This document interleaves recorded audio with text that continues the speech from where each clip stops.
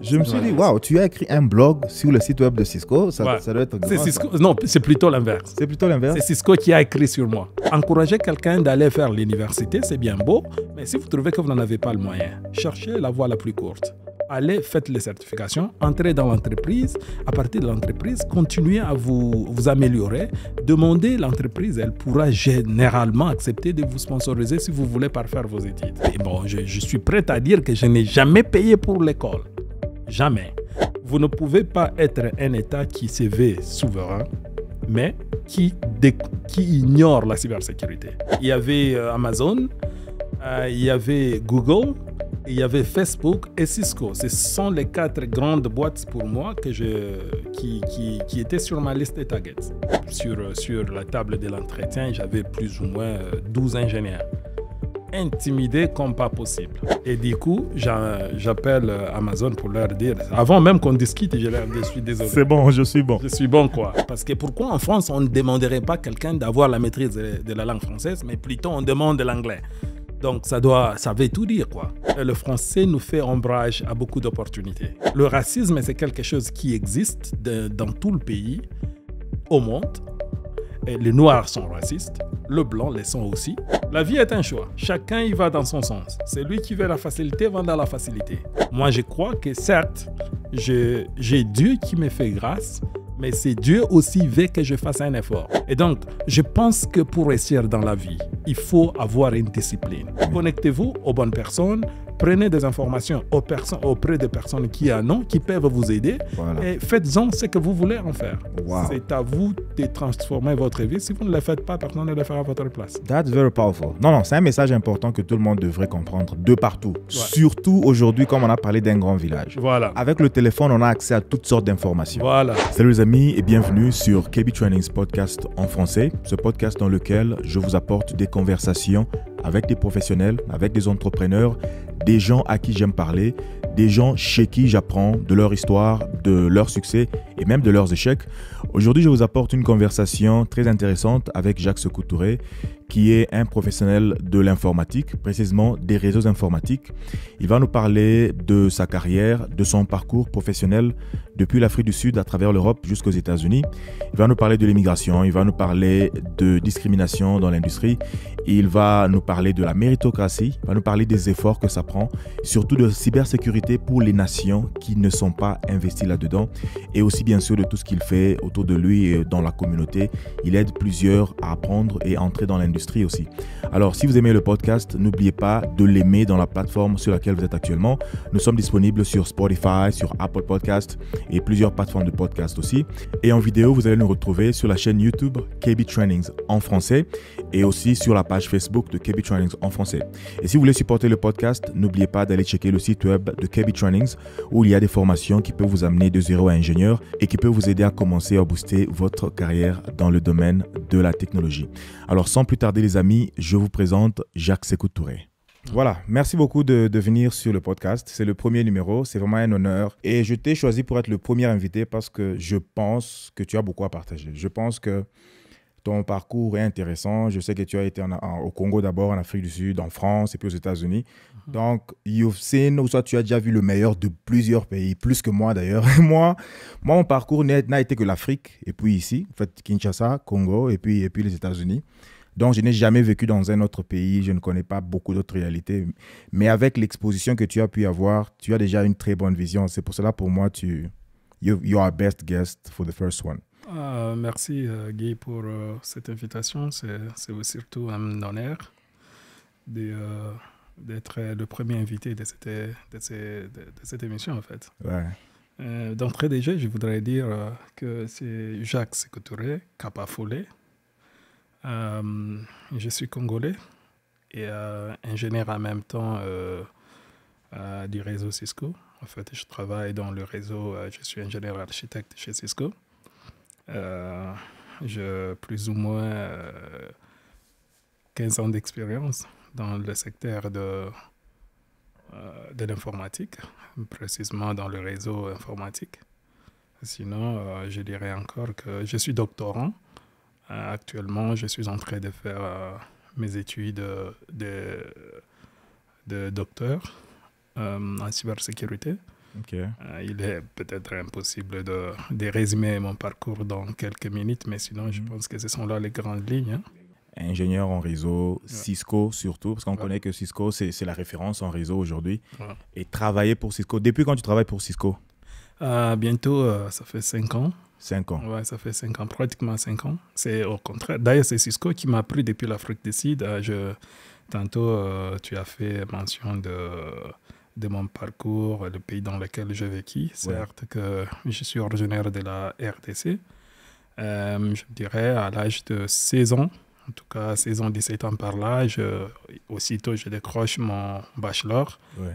Et puis, je prends la décision... Le baccalauréat, comme les Français disent. Ouais, voilà. Et donc, aussitôt, j'ai décroché mon bachelor. J'ai pris la décision de m'immigrer en Afrique du Sud pour justement parfaire mes études. OK. Et, c'était à 16 ans. Ouais. C'est que tu étais parmi les élèves qui ont terminé tôt, là. Donc, OK, ça, c'est une très bonne chose. C'est vrai que je n'ai pas fait des classes dans mon parcours... élémentaire, si je peux le dire ainsi, parce que j'étais un étudiant très, très brillant. Et ça fait que les enseignants, en ces temps, ont trouvé que ce n'était pas assez important que je suive le parcours normal. Alors, ils m'ont fait sauter quelques classes. Par exemple, la 3e, je ne l'ai pas fait. La 5e, je ne l'ai pas fait. Ah bon? Ouais. En fait, oui. J'avais terminé très tôt. C'est déjà à 15 ans, j'avais déjà décroché mon diplôme. Wow, that's really good. Ouais. D'ailleurs, c'est très, très intéressant parce que j'en ai parlé dans un de mes lives il y a 2 semaines, je crois. Quand je parlais du système éducatif en général, je sais que le système, il est fait tel qu'il est. Ton parcours, il est exceptionnel. Il y a de ces gens-là qui peuvent être exceptionnellement brillants, mais ils sont obligés de toujours suivre le même parcours. Alors qu'en général, un enfant brillant qui a 10 ans, il peut faire pratiquement les choses que les enfants de 14 ans font aussi. Il les fait très bien. Bien sûr. Et on le voit ici. C'est ce qui a même encouragé le homeschooling ici aux États-Unis. Il y a certains parents, il y en a qui n'aiment pas le système public en général. Il y en a qui n'aiment juste pas. Ils veulent que leurs enfants avancent à leur propre rythme. Ils les enseignent eux-mêmes à la maison. Voilà. Et ça marche. Donc, je suis content que tu aies la même expérience. Et là, c'était au Congo, à Kinshasa. Non. J'ai grandi au Kasaï. Au Kasaï. Ah ouais, quelques temps au Kasaï, et puis je suis allé à Lubumbashi. C'est justement à Lubumbashi où, à partir de Lubumbashi, aussitôt je décroche mon diplôme d'État. J'ai pu chômer pendant 2 ans. Parce que voilà, les moyens faisaient défaut. Et pendant ces temps, je me débrouillais, je faisais la Zambie pour faire des petits commerces. Oh, nice. Et par la suite, je me suis dit, bon, voilà, j'avais une connaissance parfaite de l'anglais. Et puis parfaite déjà à l'époque. Bah, si, déjà depuis les humanités. Depuis les humanités. Voilà, ça c'est très bien. Je parlais couramment anglais. Et ça m'a intrigué au fait. D'ailleurs, c'est un ami qui, je peux l'appeler un frère de l'église, de l'église Hermon, où je priais à Lubumbashi. Et pour ceux qui sont de Lubumbashi, ils reconnaîtront peut-être. On a beaucoup de gens, j'ai beaucoup de gens qui me suivent à Lubumbashi. C'est une église qui se trouve à Makomeno, à Lubumbashi. Alors, chez pasteur Philippe. Voilà, son fils, il vivait déjà en Afrique du Sud, donc il vivait entre le Congo et l'Afrique du Sud. Il m'encourageait cette fois-là de suivre les pas et d'aller en Afrique du Sud parce qu'il pensait qu'avec mon niveau d'anglais déjà ferait une grande différence. Et j'ai sauté sur cette occasion. Voilà, on s'est retrouvés, il m'a accompagné jusqu'en Afrique du Sud. Voilà, et une fois en Afrique du Sud, je devais me débrouiller comme tout étranger, en fait, qui arrive en Afrique du Sud. Justement m'intégrer, comprendre comment m'en sortir. Mais aussitôt arrivé 2 mois plus tard, je m'enregistre à l'université. Fait. À l'université. Là, c'était quelle université? C'est Cap Peninsula University of Technology. C'est l'une des meilleures universités dans la ville. Joburg, Cape Town? Non, c'est à Cape Town. Cape Town, OK, that's good. Cape Town, c'est une très belle ville. Une excellente, en fait. C'est sur ma liste. Quand je vois des vidéos, surtout la côte là, avec les falaises et l'océan de l'autre côté, c'est vraiment très beau. Bon, déjà, tu as touché 2 points déjà très importants. On a parlé de finir le baccalauréat tôt. On a parlé aussi, parce que là, je prends la différence de quelqu'un qui est motivé et qui fait ces choses, et d'une autre part, quelqu'un qui est obligé de s'adapter au système. Ça veut dire que je dois avancer au rythme auquel tout le monde avance, tout le monde de mon âge, donc on doit faire la même chose et tout. Ce qui peut ne pas être intéressant. Et puis l'anglais aussi. Parce que je reçois des questions à ce point, je commence même à dire aux gens que si tu penses que c'est l'anglais le frein qui va t'empêcher de faire l'informatique, par exemple, ne fais même pas. Parce que l'anglais, c'est juste une langue. Ben oui, c'est clair. L'informatique, ça devient encore plus compliqué. Ça devient encore des choses qu'il faut maîtriser. Mais si une langue que tu vas trouver dans un pays comme celui-ci, un enfant de 2 ans qui parle déjà, pourquoi toi, tu ne vas pas te dire que moi, je vais me donner 2 ans ou 3 ans, je dois avoir l'essentiel de l'anglais pour bien travailler. Il y a des gens qui m'écrivent beaucoup pour dire... J'aime beaucoup l'informatique, mais est-ce que je dois connaître l'anglais? Mais pourquoi les examens des Cisco sont seulement en anglais? Est-ce qu'il n'y a pas de version en français? Moi, je leur ai dit, le CLI est toujours en anglais. Que ce soit chez Cisco, c'est Juniper ou je ne sais pas qui. Et puis, les examens, la plupart sont toujours en anglais. Donc, si l'anglais, c'est le frein. Parce que c'est pratiquement l'expérience avec moi aussi. J'ai commencé avec l'anglais depuis les humanités. Je me rappelle, depuis les humanités, je connais tous mes profs d'anglais très bien. À part ce qu'eux-mêmes faisaient, j'ai commencé moi-même à suivre les infos de BBC, juste parce que je voulais comprendre ce qu'ils disaient, je voulais connaître l'anglais. Et c'est ce qui a fait même que mon premier boulot à Kinshasa, l'un des critères qui a fait que je travaillais là-bas à la sécurité de l'information, c'était grâce à mon anglais, parce que je parlais anglais. Et d'ailleurs, en venant aux États-Unis, j'ai réalisé qu'à l'époque, je ne connaissais pas l'anglais. J'ai réalisé que j'avais beaucoup à apprendre, mais déjà l'essentiel que j'avais à l'époque, mon Yahoo était en anglais, mon Facebook était en anglais quand tout cela est sorti. Donc, même mon système d'exploitation dans mon ordinateur était en anglais. L'anglais, à ce point, sincèrement parlant, je m'en doute qu'il y ait quelqu'un jusqu'à ce niveau qui ne comprend pas l'importance, en fait, de cette langue. C'est une langue internationale, elle est commerciale. Même en Chine, partout. Tout pratiquement, c'est commercialisé en anglais. Et je viens de la France. Même en France, en clair, bon nombre de Français, ils préfèrent beaucoup plus parler anglais, sinon apprendre l'anglais. Voilà. Si en France déjà, et surtout nous qui sommes francophones, j'ai toujours dit aux gens, mais moi je viens de la France, j'ai parcouru j'ai fréquenté pas mal de gens qui sont francophones, qui sont français, si je peux le dire ainsi, mais qui généralement, quand ils viennent vers moi, ils préfèrent beaucoup plus me parler l'anglais. Le curriculum en France, par exemple, le devoir et tout ça, à l'école, les homework, généralement, c'est en anglais, vous traduisez ça sur Google pour ceux qui ne comprennent pas l'anglais. Donc, on vous donne déjà, surtout dans le domaine technique, c'est déjà en anglais. Et puis, vous devez faire la recherche et puis traduire sur Google si vous ne connaissez pas l'anglais. Donc, l'anglais est un must. C'est vraiment quelque chose sur lequel on ne peut pas contourner pour essayer de prendre des raccourcis. Sinon, on se tire soi-même dans le pied, en fait. Quand on fasse même un business ou n'importe quoi, même un petit bistrot ou quoi que ce soit, il y a des touristes qui vont venir là-bas, qui sont chinois, qui connaissent mandarin, mais ils auront un peu d'anglais pour parler avec vous. Voilà, donc c'est vraiment un point très important. Là, je suis content qu'on ait touché ce point-là parce que moi, des fois, ça commençait à me... Je me dis non, pourquoi cette question-là jusqu'à aujourd'hui? Est-ce que je dois connaître? Oui, tu dois connaître. Parce que même à Kinshasa, là, dans tous les postes de travail que l'on peut poster de toutes les compagnies qu'il y a en ville là-bas, on dit toujours la connaissance de l'anglais est un atout. Ils disent toujours cela. Et si ils t'emmènent dans l'interview, vous pouvez avoir un peu d'anglais avec eux. Tu te démarques déjà de 90% du reste des candidats. C'est déjà un atout, même pour quelqu'un qui n'a pas le projet d'immigrer ou quoi que ce soit, et quel que soit le domaine dans lequel il travaille. C'est exactement ça, parce qu'aujourd'hui, nous disons que le monde est devenu un village planétaire.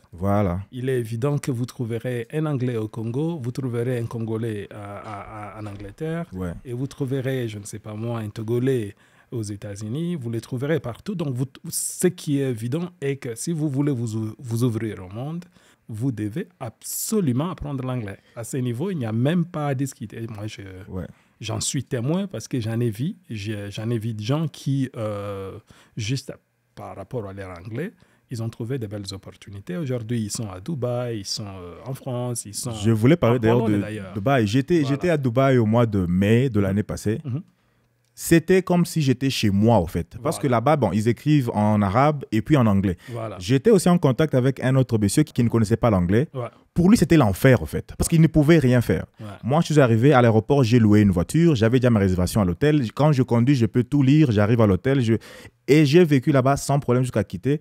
Lui, avec le manque d'anglais, ça ne pouvait pas... En fait, ça ne se passait pas bien, en fait. Donc, c'est une langue qui t'ouvre au monde. Et je peux faire cela partout. Je peux aller au Qatar, je peux aller au Koweït, je peux aller n'importe où. Je vais me retrouver, en fait. En réalité, quand je quitte l'Afrique du Sud pour l'Europe, les pays qui me reçoivent, qui m'invitent, qui me donnent le visa pour aller travailler en Europe, ce n'est pas la France. Oui, c'est la Pologne. La Pologne? Oui. J'ai travaillé chez Cisco en Pologne, avant toute chose. En quelle langue? En anglais, c'est clair. Waouh, ok. Donc, j'ai juste des petits mots, des petits vocabulaires en polonais. Mhm. Mais, Mais cela ne l'essentiel m'a du travail, rien- c'est en anglais. voilà, c'est l'essentiel de mon travail. Et d'ailleurs, il faut le souligner ici que les Polonais parlent couramment anglais. Alors, je dis bien couramment. Bon, rentrons en Afrique du Sud. Donc, tu arrives en Afrique du Sud, 16, 17 ans, ou je ne sais pas. Mhm. Et puis, inscription à l'université. Dans quelle filière exactement? En fait, là, je m'inscris en informatique, Ok. dans le réseau informatique. Ok. Et c'est encore un hasard. En fait, lorsque j'arrive en Afrique du Sud, bien que je connaissais l'anglais, je n'avais pas la maîtrise de l'outil informatique. Voilà. Et alors là, je m'inscris la première semaine, sinon la deuxième, quand je suis arrivé en Afrique du Sud, dans un centre de formation. Et d'ailleurs, ces centres, c'était un Angolais qui était responsable de ces centres. Ok. C'est à partir de ces centres que je rencontre un Angolais qui me parle de l'informatique, précisément du réseau. Ok. Parce que lui était déjà en train de faire l'informatique. Et bien, en discutant avec lui, il m'a dit, moi, je fais ma formation ici de l'outil informatique, savoir les Word, les Excel et tout ça. Ok. Et puis, par la suite, je suis allé m'inscrire à l'université. Là, je fais l'informatique des réseaux. Et là, ça me tique. Ok. Je commence à lui poser des questions et puis il me donne tout l'itinéraire. Ok. Et c'est à ce point que je me dis, je pense que c'est la chose qu'il faut que je fasse. Wow. Et aussitôt, j'ai appris cette information les jours suivants. Je me suis rendu à l'université.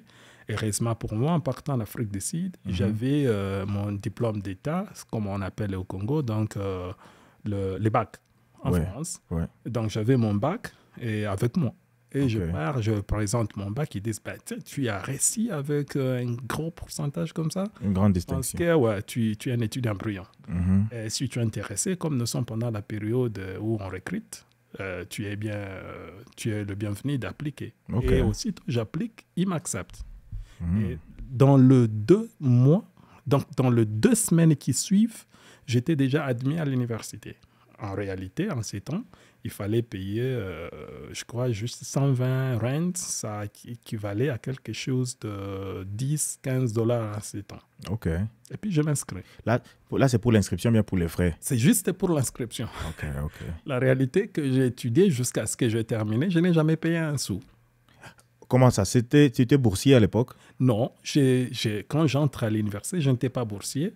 Ouais. Mais c'est arrivé qu'en Afrique du Sud, on ne chasse personne pour les frais. C'est vrai ça? Ben oui. Donc, vous étudiez... C'est que là-bas, tout le monde a les diplômes en désordre, en fait. Il devrait logiquement en avoir un désordre. Mais non. Mais c'est vrai que avec le temps, le système a été un peu abusé. Ils ont commencé à préserver, donner priorité aux Sud-Africains, ainsi de suite. Ok. Mais pour moi, c'était... Mais au moins pour les natifs sud-africains, l'université, c'est comme si c'était... Ah oui, c'est clair, ouais. Ah bon? Ouais. Pour le natif, ça dépend d'université. Ok. Sinon, il y a d'autres universités. Mais sinon, pour un Sud-Africain, logiquement, étudier n'est pas il y a toujours ce qu'on appelle NFAS. Donc, ce sont les fonds des gouvernements qui vont vers les étudiants. On leur donne je peux considérer ça comme une dette quelque part. Ok. Mais sinon, ça, c'est pour le meilleur des meilleures universités. Ah bon? Moi, quand j'entre, mon intention n'était pas d'étudier gratuit. Je me suis inscrit comme un international. Mhm. Okay? Et puis, quand je m'inscris, je commence les cours. Avec l'intention de travailler à côté, c'est ça? Non? Ah oui, en même temps, je travaillais. Ok. Donc, j'étais gardien. Voilà, j'étais gardien. Et je travaillais dans des groupes, sinon des entreprises qui font le filmage. Ah bon, c'est vrai ça? Donc, je travaillais quand il y a, par exemple, un tournage de film. Mhm. On nous invite, nous, on prend soin des équipements pour se rassurer que tout se passe bien. En fait, bon? c'est ce que je fais durant toutes mes études, en fait. Et l'industrie, bon, entre parenthèses, l'industrie du cinéma en Afrique du Sud, on dirait que c'est grand aussi quand même, non? Parce que je vois beaucoup de belles productions sur Netflix, surtout les étudiants à l'université ou des choses comme ça, là. Ouais. Ok. Et c'est comme ça que, voilà, je m'inscris, je commence mes cours. La première année, l'université elle-même me propose pour dire, parce que le résultat que j'avais en première année, c'était assez impressionnant. Et c'est alors que les décanats voilà, en anglais, ils appellent ça les deans. Le responsable du département de l'informatique vient... Ou le doyen, c'est ça? Les doyens, voilà. Ouais, les doyens. Le doyen de la faculté. Ouais, les doyens de la faculté. Ouais. Il vient me voir et me dit, mais tu as fait un résultat impressionnant et nous sommes très, très intéressés si tu peux nous rassurer que... parce qu'on a vu que tu n'as même pas encore payé tes frais. OK. Moi, j'ai dit oui, je paierai. Puis il m'a dit non, mais si ça t'intéresse, nous voudrions bien que tu étudies gratuitement. Ah bon? Aussitôt tu termines, si tu peux travailler pour nous. Wow. J'ai dit, c'est la meilleure offre que je puisse avoir de ma vie, en fait. Okay. Je saute d'ici et voilà, j'ai étudié jusqu'à ce que j'ai terminé. Aussitôt je termine, 1 mois plus tard, je suis engagé. Je commence à dispenser cours dans la même université. OK. Et là, c'était le niveau maîtrise ou bien... non, bachelor? Ça, c'était le bachelor. Bachelor, ah, OK. Ouais. Et puis, commencer à donner cours là-bas. Ouais, en fait, en Afrique du Sud, avec niveau bachelor, tu es ce qu'on appelle un lecturer. Donc, tu peux dispenser cours. Ouais. Ici, aux États-Unis, je ne sais pas si tu as déjà checké, mais ici, ils demandent la maîtrise pratiquement. Je dirais même, ils demandent les doctorats. Ils demandent les doctorats. Oui. J'étais une fois intéressé à donner cours, comme je le fais en ligne. Là, j'étais intéressé, je me suis dit, je peux enseigner ceci, même pas à l'université full, mais à community college. Yeah. C'est là que j'ai appris que, comme je n'ai pas de master, je ne peux pas donner cours au community college. Je me suis dit, wow, OK. Maintenant, là, pour l'université, c'est là que ça demande le PhD. C'est ça, je crois. Ouais, pour l'université, il faut absolument avoir un PhD pour devenir professeur. Pour devenir professeur. Mais sinon, à mon niveau, comme doctorant, juste étudiant, je peux déjà dispenser, je peux déjà dispenser, mais je ne suis pas professeur. Je suis lecturer. OK. Ouais. Et le cours que tu donnais à l'université, c'était cadré réseau toujours? C'est vraiment un réseau, quoi. C'était le réseau que je dispensais cours. C'était tout ce qui est CCNP. CCNP. C'était tout ce qui est CCNP, en fait. Donc, en ce moment, le CCNP d'antan avait 4 modules. Et je crois que c'était Secure Wide Area Network. Il y avait Implementing Local Area Network. Et puis... là, on parle de quelle année comme ça? On parle des années 90 ou début 2000 ou... Non, mais là, on est justement en 2008, 2009. OK, 2008-2009. 2008-2009, ouais. En fait, il y avait 4 modules et ce sont les 4 modules que je m'occupais et certainement, il y avait d'autres modules qui avaient trait à la sécurité réseau. OK. Est-ce que c'était directement orienté Cisco ou un certain vendeur ou bien c'était juste les notions en général? Non, c'était orienté Cisco. Ouais, c'était orienté Cisco. Ouais, c'est comme ça que j'ai avancé. Et une fois, donc j'ai travaillé pendant plus ou moins 3 ans. OK, à l'université. Sans autre engagement à l'extérieur? J'ai pris un autre engagement. Non, j'ai pris un autre engagement 1 année plus tard. OK. Aussitôt, j'ai rejoint l'université. 1 année plus tard, j'ai pu contracter dans une grande multinationale. C'était NTT. En ce moment, ça s'appelait Dimension Data. Oh, NTT, ils sont toujours là, non? Je vois. NTT, ils sont ici aux États-Unis. Ouais, c'est une firme. C'est une firme éléphantesque. Donc, tu travaillais là-bas en même temps, tu donnais cours à l'université je travaillais là-bas, en même temps, je donnais cours à l'université. Et là, déjà, l'expertise Cisco était déjà quand même avancée avec tous les cours et tout ce qu'il y avait là et tout ça. Maintenant, à l'époque, c'est sûr que les labs...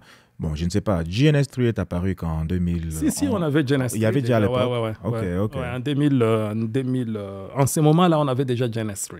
Packet Tracer aussi était déjà là et toutes sortes de choses. OK. Ah, mais c'était bien. Et l'université avait aussi des labs ou des étudiants? On avait un laboratoire complet avec tous les équipements physiques, surtout pour les étudiants qui faisaient le CCNP. Mais pour les CCNA, ils s'occupaient que du Packet Tracer. Packet Tracer, OK. Ouais. Et maintenant, donc, la plupart d'entre eux, ils étudiaient, c'est pour la certification, bien sûr. Ils étudiaient, puis ils passaient l'examen de certification et tout ça. Bien sûr, ouais. Ah, OK. Bien sûr. En fait, même moi, aussitôt que je termine l'université, en ce moment, je n'avais pas de certification. OK. Et je suis entré à Dimension Data. Et c'est aussitôt entré à Dimension Data que j'ai commencé maintenant à m'intéresser à des certifications. Parce que là, c'était presque obligatoire, j'ai envie de dire. OK. Et là, je commence avec mon CCNA, je fais mon CCNP, et ainsi de suite. En fait, là, je fais un truc CCNA Wireless, je fais un CCNA Security. Et voilà, je commence à apprendre le goût, quoi. Le goût de certification. du domaine et tout ça. Ouais, tout ça. L'université a pris combien de temps là-bas? C'est 4 ans, 5 ans ou c'est combien de temps? C'est 4 ans. Ok, 4 c'est ans. 4 ans. Ok. Ouais. Alors maintenant, après, avec GTT et l'université, comment est-ce que Cisco est entré dans le jeu? Quelle est la suite maintenant par rapport à la carrière à partir de NTT? Je travaille à NTT. En même temps, j'ai continué toujours à avoir la main mise sur l'université. Ok. Mais plus tard, je me rends compte que c'était plus pratique parce que j'avais... Est-ce que ça payait aussi l'université? Ah oui, hein, c'est clair. Okay. Ah oui, ça payait. Non, mais du genre, ça payait autant que quelqu'un Si. Oh, ça paye quand même. Ouais, okay. ça paye. Okay. Ouais, ça paye. Ouais, ici, ce que je constate, c'est la plupart du temps est que les professeurs, bien sûr, ils le font, mais la plupart du temps, beaucoup feraient plus d'argent à l'extérieur que dans l'académie. Alors, la plupart, maintenant, n'aiment pas être trop dans l'académie. En ces temps-là, je dirais plutôt l'inverse. C'était l'inverse à l'époque. Ouais, parce que je me rappelle, aussitôt je suis entré à Dimension Data, j'ai gagné moins qu'à l'université. C'est ce qui a fait que je puisse garder mon travail de l'université pour quelques temps. Ouais. Ah bon? Ok. Mais aussitôt, je me suis senti que ça devenait un peu trop. Voilà, je me déconnecte de l'université parce que ici, j'avais déjà une carrière assez assise. J'avais déjà de l'expérience. Je suis entré dans une multinationale. En ce moment-là, c'est une firme. Quand tu entres, tu sais que ton avenir est assuré. Voilà. Ouais. Ok. Ouais.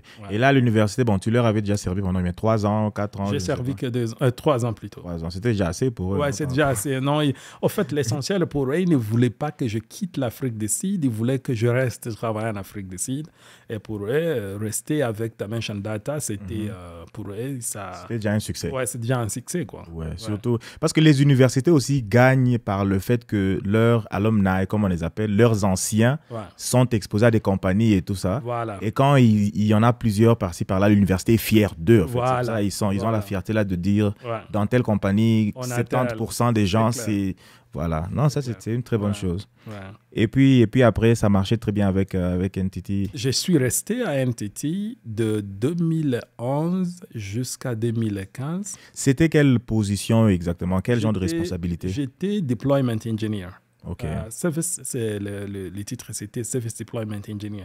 Donc, j'avais la responsabilité de faire les déploiements. Quand on fulfille les orders, les choses comme ça? En fait, quand, par exemple, un client veut avoir une implémentation et il achète ses équipements et nous, on vient, on fait toutes les configurations. Et puis, on fait les déploiements. Mettez ça en production. Et puis on met ça en production, on teste, on se rassure que tout est fonctionnel. Okay. Et voilà, on laisse partir les clients pour que ces ingénieurs puissent s'occuper des supports. Okay. Mais sinon, en le faisant, on est aussi responsable de tout ce qui est support. Ça veut dire le troubleshooting, s'il a des problèmes s'il a des soucis que ces ingénieurs n'arrivent pas à résoudre. Voilà. Comme nous, on était considérés comme des experts en ce moment. Dans des produits en question. Ben oui, ça faisait qu'on était, voilà, c'est un Cisco partenaire, NTT. Okay. Donc, ça fait qu'on a quand même, c'est déjà une grande boîte avec beaucoup de renommée. En parlant de ça, la plupart des produits que vous déployez étaient des produits Cisco? Voilà, ouais. Okay. Je n'ai travaillé exclusivement que sur le produit Cisco. Ah, ok. C'est très bien. En fait, c'est là que, quand je termine mes 4 ans à Dimension Data, que je me décide de prendre un autre poste de Tier 2 Engineer. Okay. Là, je deviens ingénieur niveau 2. Ouais. Et j'ai rejoint une entreprise qui s'est nommée en ce moment-là SpaceAge. Aujourd'hui, ils appellent ça CyberLogic. Ils sont à Stellenbosch, pour ceux qui sont à Cape Town. Et je prends le poste de Tier 2. Et aussitôt arrivé dans cette boîte, ils se rendent compte que j'avais beaucoup plus que ce qu'ils attendaient. Voilà. Et là, ils me donnent... Tu étais overqualified. Ouais. Et puis là ils me donnent le rôle de team lead. OK. Ouais, je commence à gérer une équipe de 18 ingénieurs. Wow. Ouais. Et en même temps, là, c'est ce qu'on dit en anglais, tu deviens a jack of all trades. Okay. Tu dois mélanger du tout. Voilà, là, je n'étais plus focalisé sur le produit Cisco. Okay. Je pouvais faire des Azure, je pouvais faire de Exchange Server, je pouvais faire des Active Directories, j'ai touché au FortiGate, Sonic Wall. Donc, j'ai touché un peu à tout en ce moment. Un peu de tout. Ouais.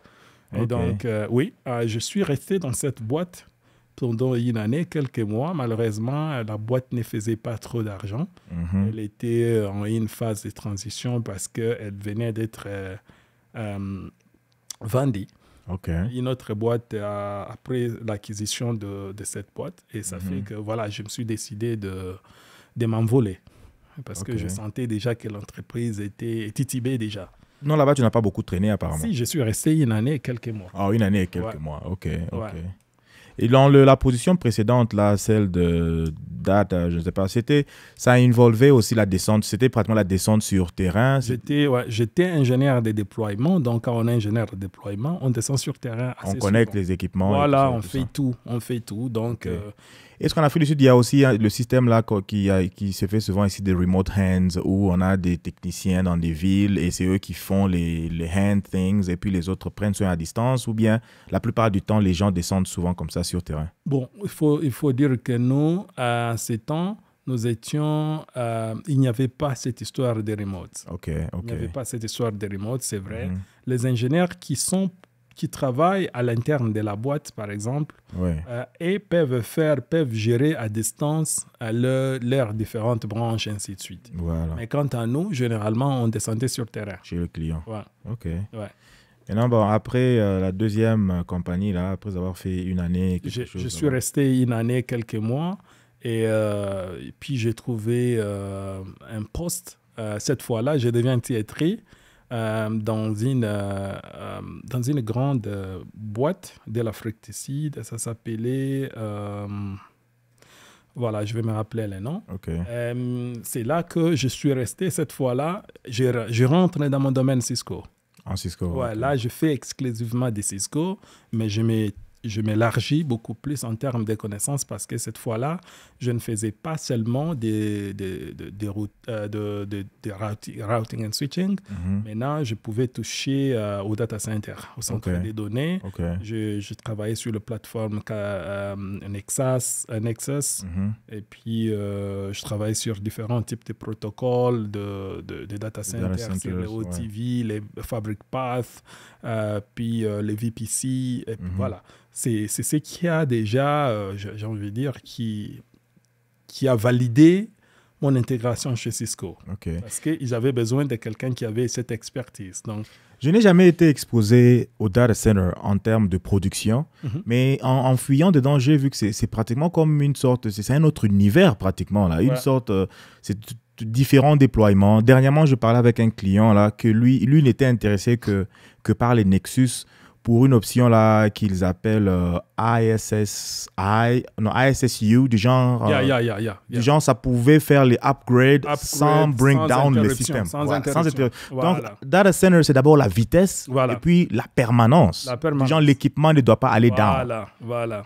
Donc, tu as été exposé à tout ça là depuis l'Afrique du Sud. Oui, j'ai été exposé. Là, j'ai géré à Vodacom. C'est d'ailleurs là où j'ai rejoint. En fait, j'étais déployé chez Vodacom, mais je n'étais pas ingénieur de Vodacom. J'étais contracteur chez Vodacom. Et là, je deviens tiétri. Et là, je gérais 5 centres de données. Se trouvant dans différentes régions. Il y en avait à Cape Town même, je crois 3 qui se trouvaient à Cape Town, et il y avait 2 autres qui se trouvaient à Midrand.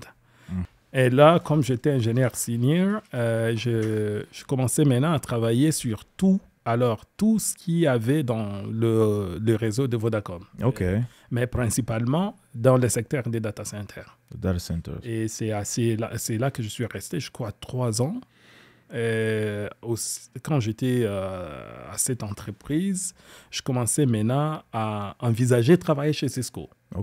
Et je commençais à envoyer mes CV et ça n'allait toujours pas. Je n'étais pas considéré. Mais je commençais, là, cette fois-là, la lecture devenait intense parce que j'étais déjà au bout. Et je voulais vraiment me démarquer et entrer chez Cisco parce que je savais que j'avais quelques entreprises que j'avais bien ciblées. Je voudrais savoir l'état du marché de l'emploi en général à l'époque en Afrique du Sud. Est-ce que c'était que tout le monde qui avait juste été exposé, qui avait un petit rien, pouvait se retrouver, ou soit votre expérience était juste différente par rapport à les expertises que vous aviez à l'époque? Du genre, c'était facile pour vous d'aller comme ça de compagnie en compagnie, ou soit c'était quand même challengeant? C'était très facile. Ok, très facile. C'était très Est-ce qu'il y avait aussi beaucoup d'experts comme toi à l'époque? Il y en avait. Ok. Ouais, il y en avait beaucoup d'ailleurs. Mais il y avait la place pour tout le monde. Il y avait la place pour tout le monde et j'ai continué à croire jusqu'à présent qu'il y a encore de la place pour tout le monde. Oui. À ces moments-là, il y avait vraiment beaucoup de demandes. Des gens surtout qui sont spécialisés dans le secteur Cisco, c'était pas trop, je peux dire, mais il y avait des gens qui sont dans l'informatique, voire même dans les réseaux qui touchaient au HP, qui touchaient au Juniper, ainsi de suite. Okay. Mais pour ce qui est de Cisco, il y en avait aussi des gens. Moi, j'étais parmi ces gens-là, mais je ne dirais pas que j'étais parmi le meilleur, mais il y avait des gens qui connaissaient beaucoup plus que moi d'ailleurs. Mais moi, je prenais toujours un défi de vouloir aller au-delà. Ça veut dire que je travaille pendant une année et puis je m'ennuie. Voilà. J'ai dit, voilà, je dois partir. C'est exactement. le temps. J'ai mentionné ça parce que deux fois aussi, il y a des gens qui veulent se lancer ou qui sont intéressés, mais des fois, ils sont découragés parce qu'ils ne connaissent pas le marché. Je parle spécifiquement d'une ville que je connais, comme Kinshasa, par exemple. Il y en a beaucoup qui pensent que d'abord, au départ, il n'y a pas beaucoup de boulot à faire. Du genre, le taux de chômage à Kinshasa, c'est combien? On parle de 90%, de 95% de taux de chômage, quoi. Ouais. Et puis après, ça décourage. Je comprends que ça décourage certaines personnes, mais la réalité sur terrain est que, comme moi, je vous ai dit, j'ai commencé à travailler à Kinshasa. Quand je travaillais à l'époque, j'étais en 3e graduat. Je passais en première licence, donc je n'avais même pas encore fini l'université. Mais déjà, ce que je connaissais m'a permis de commencer un travail. Ouais. Et la réalité que je constate maintenant, parce que j'y vais presque 2 à 3 fois l'année, je constate que même les compagnies, des fois, ils ont du mal à trouver de la main-d'œuvre qualifiée. Ouais. Parce que les gens ne sont juste pas là. Ils ne veulent pas. Tout le monde veut faire la politique, tout le monde veut faire autre chose et tout pour exceller dans le domaine de la technique. Il n'y a pas beaucoup de gens qui le font. Ouais. Et le peu qui sont excellents se retrouvent toujours. Bien dit. Ils se retrouvent et ils sont à l'aise dans une économie qui ne marche pas, mais eux, ils sont bien. Bien sûr. Ouais, donc mais c'est vrai, en les disant, hein, moi, je veux bien que les gens gardent cette perspective où ils disent qu'il n'y a pas de travail. Tantôt, juste quand on a commencé l'émission, je dis, le monde est devenu un village planétaire. Exactement. Donc, si tu fais quelque chose et que ça ne marche pas là où tu es, tu n'es pas statique. Voilà, tu n'es pas obligé de rester là-bas. Tu n'es pas lié, tu n'es pas obligé de rester là. Sois bon, fais-toi connaître. Voilà. Voilà. Donc, le monde s'ouvre à ceux qui ont du talent. Voilà. Et je pense qu'on est en mesure d'aller dans n'importe quelle partie du monde. Surtout que la plupart du monde est capitaliste aujourd'hui. On veut le rendement. Voilà. Tant que tu peux apporter le rendement, c'est pratiquement ça. J'ai un ami qui a immigré au Canada dernièrement, au mois d'avril du mois passé. Il a été engagé depuis Kinshasa. Il a ses talents, il est bon dans ce qu'il fait. Voilà. Et la compagnie, il l'a détecté à partir de là. Bien sûr, il a eu à commencer à envoyer des CV. Voilà. Et quand il a envoyé, on l'a eu, on a détecté. Il a passé ses interviews brillamment. Voilà. Et on n'a même pas traîné à le faire. Et j'en connais plusieurs. Et je connais aussi des gens, il y a des jeunes gens à Lubumbashi, il y en a que je suis sur LinkedIn ou quoi que ce soit. Ils ont des contrats partout au monde, mais ils sont basés au Congo, à Lubumbashi. Voilà. Ils aident les clients anywhere. Voilà. Et ils parlent anglais, ils sont bons et déjà ça leur ouvre tout le marché là. Voilà. Et ils ne se plaignent pas. Donc ça ne veut pas dire nécessairement qu'on a besoin d'immigrer ou quoi, mais on peut être là où on est. Tant qu'on a une connexion Internet, on a un ordinateur, on a des idées dans la tête. C'est clair. On peut faire n'importe quoi pour tout le monde. C'est ça. Et c'est surtout pour je l'ai dit étant Congolais, hein, pour les Congolais, je pense qu'ils doivent beaucoup plus travailler sur l'anglais. L'anglais, c'est notre plus grand défi. Exactement. Comme pays, en général, l'anglais et le français nous fait ombrage à beaucoup d'opportunités. Exactement. J'ai toujours cru qu'un jour, nous parviendrons à changer le système, qu'on soit anglophone. Oui, comme le Rwanda l'a fait. Voilà. Et je pense qu'un jour qu'on atteindra ces niveaux, on aura beaucoup d'avantages. Moi, je dis bien, je viens de la France, mais le français est même, ils préfèrent l'anglais. Voilà. Les Français est même tout à leurs universités, c'est l'anglais. Mais comment devrions-nous rester dans ce système qui ne nous bénéficie pas? Je ne dis pas que le français c'est mauvais, mais je dis tout simplement on doit s'adapter au monde. Pour qu'on soit diversifié, qu'on diversifie notre économie. Quand on a des talents, par exemple, qui s'exposent au monde extérieur, il n'y aura pas ces problèmes de chômage dont vous avez fait mention. Exactement. Parce qu'il y aura des jeunes gens qui vont trouver de l'emploi aux États-Unis, au Canada, en Australie, un peu partout. Pourquoi? Voilà. Parce qu'ils ont la facilité linguistique. Par exemple, quelqu'un qui veut investir dans un call center, par exemple à Kinshasa ou disons à Dakar ou à Abidjan, par exemple, s'il n'y a que le français à Abidjan, tout ce qu'il peut faire, c'est prendre le support des compagnies qui sont francophones. Bah oui. Alors qu'aujourd'hui, qu'est-ce qu'on voit ici aux États-Unis? La plupart d'entre eux, tellement ici, le salaire minimum, c'est combien? Même si quelqu'un veut faire n'importe quoi, on doit lui payer $15, $17. Ils préfèrent aller aux Philippines, ils préfèrent aller en Inde, ils vont au Pakistan, ils font des data centers là-bas où ils payent à quelqu'un $5. Et $5 par heure là-bas au Pakistan, tu es un petit prince là-bas avec ce genre de montant. Voilà. Tout comme en Afrique, là aussi. Imaginez, vous travaillez, vous touchez $5 l'heure et vous faites 8 heures de travail par jour, $40 par jour. Déjà, par mois, vous avez déjà presque $1,200. Ça vous permet de bien vivre. Donc, déjà, le fait d'être anglophone va vous exposer aussi à plusieurs grandes compagnies, à plusieurs opportunités aussi. D'être anglophone, plutôt, est-ce que je voulais dire? Plusieurs opportunités et ça relève même toute l'économie d'un pays, en fait. Regardez juste les offres en France. Ouais.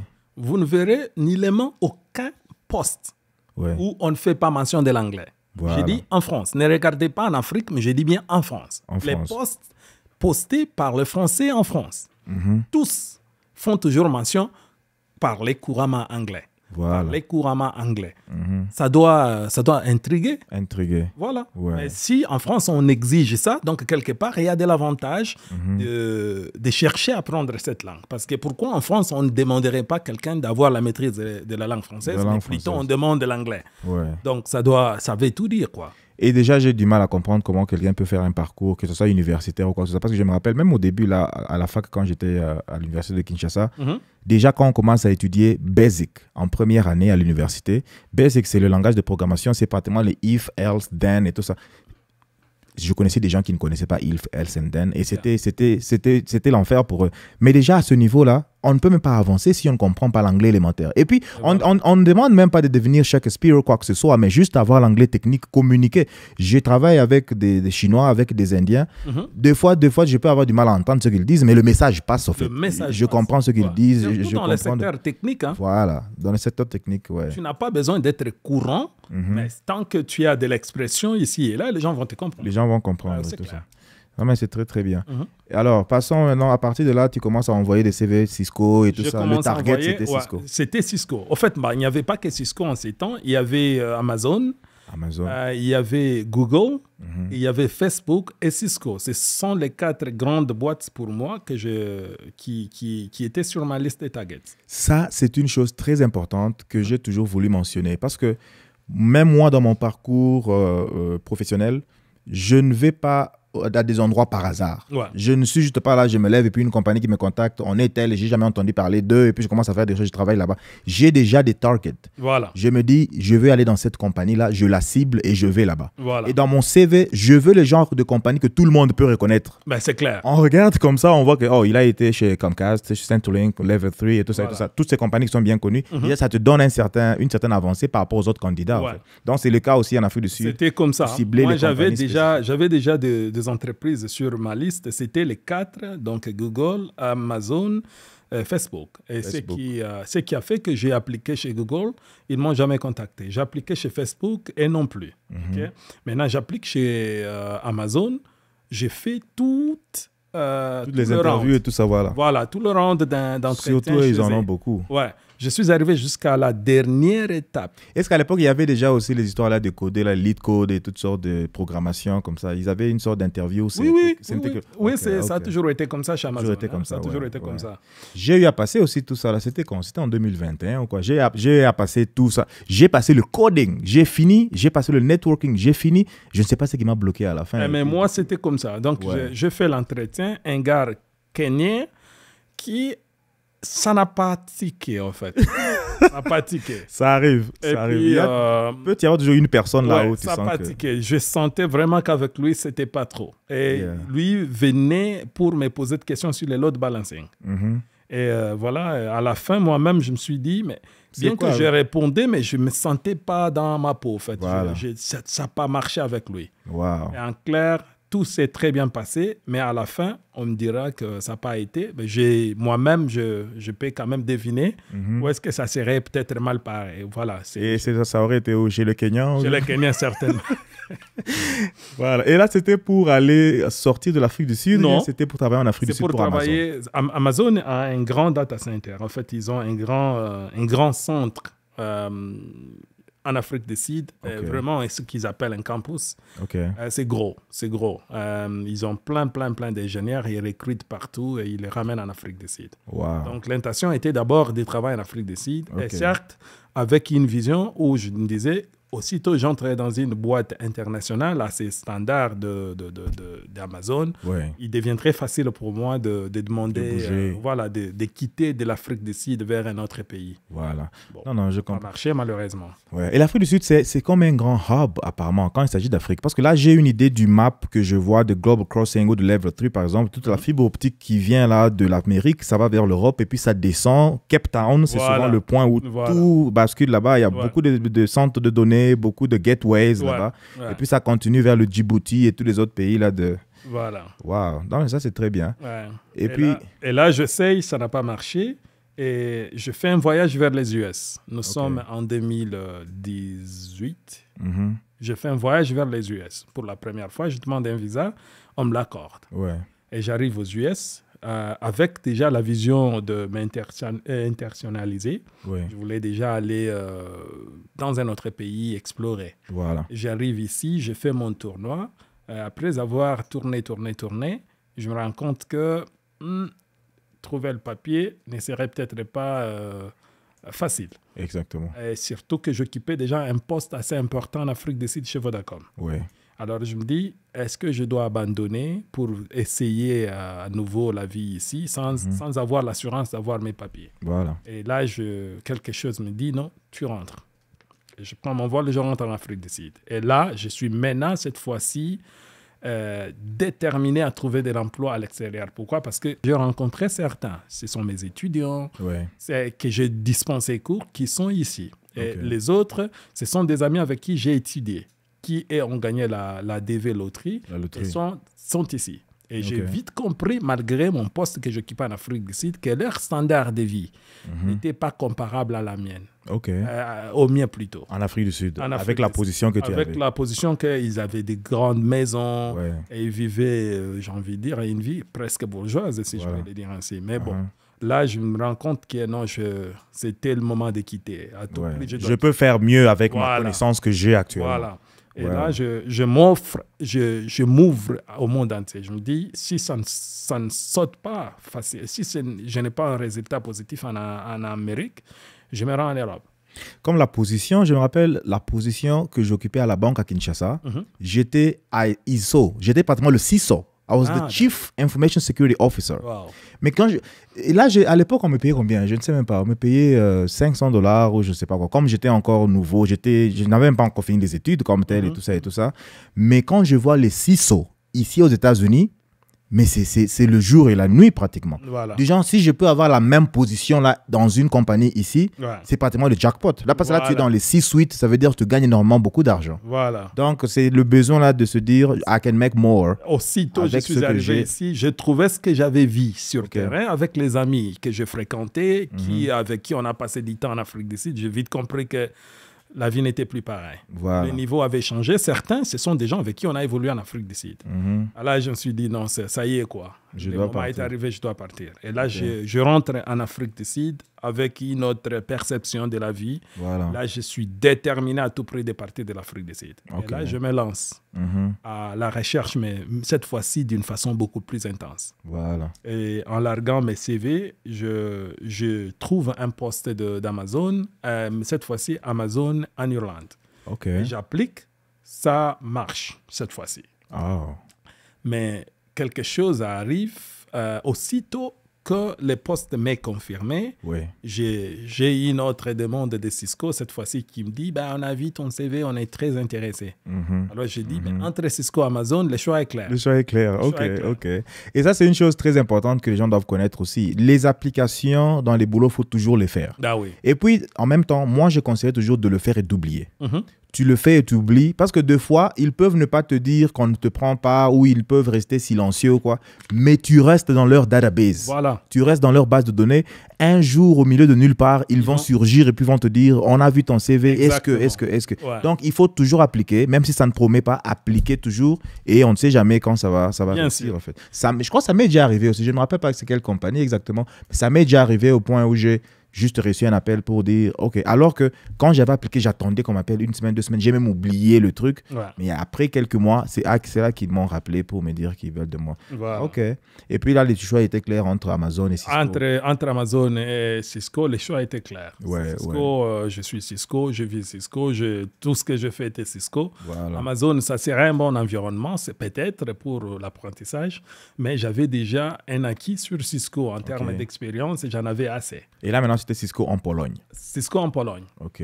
Alors, je fais l'entretien. Il cherchait un ingénieur expert en data center. OK. Je me retrouve, j'avais plein de gens sur la table de l'entretien, j'avais plus ou moins 12 ingénieurs. Wow. Intimidés comme pas possible. Mais bon. C'est ce que souvent je dis aux gens. Ouais. Parce que les trucs comme les certificats, les CCNA ici, il y a des gens qui trichent dans ça pour passer l'examen. Voilà. Maintenant, je dis que si tu peux tricher, avoir le papier et tout, mais ça va te rattraper. Lorsque tu te retrouves devant des gens qui font ça chaque jour Bien sûr. et ils te regardent, Bien sûr. si tu bricoles, ils vont savoir. Certainement. Si tu bricoles, ils vont voir, ce gars ici, c'est un aventurier. Ouais. Il ne connaît pas et donc, ce qu'il est en train de dire. c'est clair. Là, il n'y a pas moyen de tricher à l'entretien parce que voilà, tu dois parler, tu dois avancer. Ils doivent voir comment tu agences tes idées. Voilà. Et en clair, là, je fais l'entretien et tout de suite, ils me disent, ça y est, nous avons trouvé les candidats. OK. Et en tout cas, les ingénieurs entre eux, ils se disent tout de suite que voilà, ça y est, nous avons trouvé la personne idéale pour les postes. Wow. Et là, et puis ils me disent, tu dois attendre la réponse des HR. RH. Pologne, c'était quoi? Varsovie, c'est ça? Non, c'est à Cracovie. Varsovie, c'est en Pologne toujours. Hein? Oui, Varsovie, c'est la capitale. Mais ça, c'est Cracovie, c'est la deuxième grande. J'ai déjà entendu parler de ça aussi, Cracovie. Et donc, ils me disent tout de suite là que ça y est, quoi. Je pense que tu as été la meilleure personne pour cet entretien que nous avions commencé il y a belle lurette. Et là, ils font l'entretien à travers le monde. Oui. Donc, ils ont des candidats dans le monde. Ils en ont au Brésil, ils en ont en Argentine, ils en ont partout. En Colombie, en Inde surtout. En Inde, Il y a plein de gens qui viennent de tous bords. Voilà. C'est pour ça, l'excellence, lorsque tu en as, des fois, tu vas être surpris juste combien ça devient facile. Parce que des fois, on est souvent impressionné par la masse. On se dit, comme moi, je me rappelle, une fois, quand j'étais à l'université de Kinshasa, il y a une université là qui a commencé, je crois que c'était un aventurier, mais sinon, il a commencé l'université à Limité là-bas, il appelait ça, bon, je ne vais pas dire le nom, mais sinon, on a tous quitté la fac à l'Unikin pour aller faire les tests d'admission à l'université en question. Et au test d'admission, on était presque 500 personnes. Et puis, lui, il a dit, dans ses critères, c'est du genre, les 20 premiers vont recevoir la bourse d'études pour l'université et tout ça. Là. Bref, moi et mes amis, on s'est dit, bon, on fait seulement le test. Mais bref, le goal n'était pas les 20 premiers. On est 500 anyway. Comment est-ce qu'on peut être dans les 20 premiers? Bizarrement, moi et tout mon clique là de mes amis, nous étions dans les 20 premiers là. On a eu la bourse à l'université en question. Vraiment. Du genre, moi, déjà à partir de là, et même toute l'expérience que j'ai vécue aux États-Unis, j'ai compris que des fois, on a peur du vent avant même de l'avoir vécu vraiment. Des fois, on peut être bon, mais on se sous-estime. On ne sait pas combien bon on est. Et on a l'impression qu'on est toujours comme tout le monde dans la masse, tout ça. Mais quand on a l'occasion de montrer cette excellence-là à quelqu'un d'autre, on va dire non, we need you. C'est toi qu'on veut. Et puis, facilement, ça marche. J'ai déjà été dans des interviews, surtout à l'époque quand je venais d'arriver avec mon anglais bricolé à l'époque, là, aux États-Unis. On est là assis avec tout un tas de candidats, beaucoup plus grands que moi, beaucoup plus américains que moi, beaucoup plus avancés que moi. Et il n'y a que 2 places qu'on veut là-bas. Moi, je me mets avec mon accent et tout ce que j'ai, tout ça. Et puis, bizarrement, j'ai reçu aussi l'offre. Je me dis, oh, donc tous ces gens-là qui étaient là, apparemment, ils n'étaient pas à la hauteur. Donc, Et donc là, quelques jours plus tard, leurs ressources humaines me contactent pour me confirmer le poste. Et puis, ils me disent, on peut avoir un entretien pour discuter salaire. Là, je suis vraiment ébloui. Je suis dans l'allégresse. Je suis vraiment très, très heureux d'apprendre finalement que cette fois-ci, je vais rejoindre Cisco. Ça, c'est le plus gros rêve de ma vie. Et du coup, j'appelle Amazon pour leur dire, avant même qu'on discute, je leur dis, je suis désolé. C'est bon, je suis bon. Je suis bon, quoi. Ouais. Et sûrement, lorsqu'ils me contactent, lorsque Cisco me contacte, on discute salaire, ça y est. C'était pas waouh, je dirais. Mais le fait que je quitte l'Afrique, je vais en Europe, c'était déjà trop pour moi. C'était déjà un jackpot. Ouais, c'était déjà trop. Et puis, il m'explique comme quoi la vie en Afrique du Sud et la vie en Pologne, c'est presque pareil. Le salaire qu'il m'a donné, c'était un peu plus que ce que je gagnais en Afrique du Sud. Voilà, mais ça te permettait de bien vivre là-bas aussi. Je te rassure que c'est quand je suis arrivé sur place que je me suis rendu qu'il m'avait donné beaucoup trop d'argent. Ah bon? En réalité, parce que c'était dans leur monnaie, ils appellent ça les zloty. Alors, je ne pouvais pas facilement comprendre ou deviner à quoi ça ressemblait. Parce que tu ne connaissais pas la conjoncture locale. Voilà. C'est aussitôt que j'arrive que je me rends compte que, là, c'était une meilleure opportunité. Je restais avec beaucoup trop d'argent à la fin du mois. C'est vrai. Et contrairement en Afrique du Sud. Et donc, j'ai pris le poste. Ils ont tout payé. Ils m'ont payé le billet, le visa et tout. J'arrive en Pologne. Quelques jours plus tard, ils me donnent la résidence. Et donc, voilà, les choses sont allées très, très vite. Et ça fait que, aussitôt j'arrive, j'ai fait pratiquement juste 2 semaines. Et puis, ils ont commencé à me déployer. Ça veut dire, là, j'étais dans les airs presque chaque semaine. J'étais à Dubaï, j'étais à Istanbul, j'étais au Nigeria, en Afrique du Sud même. Donc, j'étais tout le temps... Cisco. Voilà, j'étais tout le temps en train de voyager dans de différents pays pour faire les déploiements à l'international. Je pars 6 mois, 4 mois, 2 mois, 1 semaine. Donc, j'étais tout le temps dans les airs. Et ça, c'est la différence que je trouve dans la technique, l'informatique, par rapport aux autres domaines. Voilà. Ce n'est pas possible avec le droit de faire ça. Ce n'est pas possible. Même avec la médecine, beaucoup de pays sont protecteurs.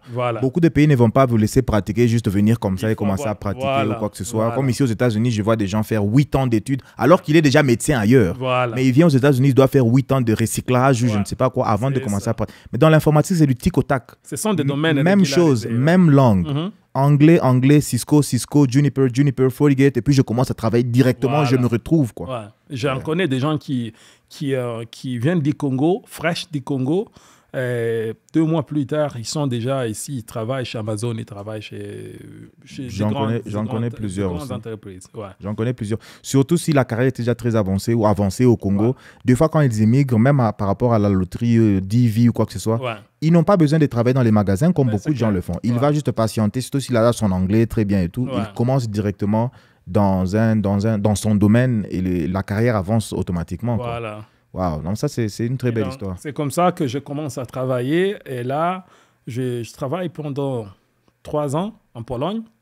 Et c'est de rapprocher juste un petit peu. Je travaille pendant 3 ans. Et aussitôt, j'avais toujours la vision des États-Unis que j'avais vue, en fait. Voilà. Je me disais... en Pologne, 3 ans. J'ai travaillé 3 ans, en fait, entre la Pologne et la France. Parce qu'en ce moment, lorsque je me marie, je décide d'aller vivre avec mon épouse en Pologne. Plutôt en France. Votre épouse était en France? Elle était en France. Elle était étudiante en France. Elle faisait son master en France. Alors, aussitôt, elle a terminé. Donc, on s'est mariés. Et puis, voilà, j'ai décidé d'aller vivre avec elle en France. On a pris une maison. Et puis, on a commencé à vivre en France, mais tout en travaillant en Pologne. C'est là que je voulais demander si Cisco t'a transféré en France. On ne m'a pas transféré. J'ai voulu garder le poste parce que j'ai vite comparé. Je me suis vite rendu compte qu'en France, je gagnerais moins qu'en Pologne. Ce qui est bizarre. Parce que souvent, ils vont adapter les salaires selon la région. Ce qui est bizarre d'ailleurs parce que beaucoup de gens pensent que la Pologne paye moins. Mais c'est plutôt l'inverse. C'est plutôt l'inverse, Et moi, j'ai préféré garder mon poste en France.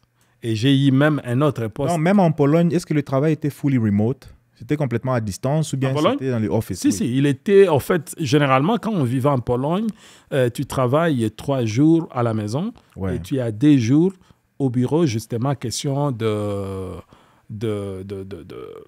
festoyer avec tes collègues et puis voilà, juste créer de l'ambiance dans l'équipe, quoi, en fait. Donc, on préférait qu'on ait ne fût-ce que 2 ou 1 seul jour où on part au bureau, on papote un peu avec les amis, tout ça, pour juste question de faire connaissance avec les gens avec qui on travaille.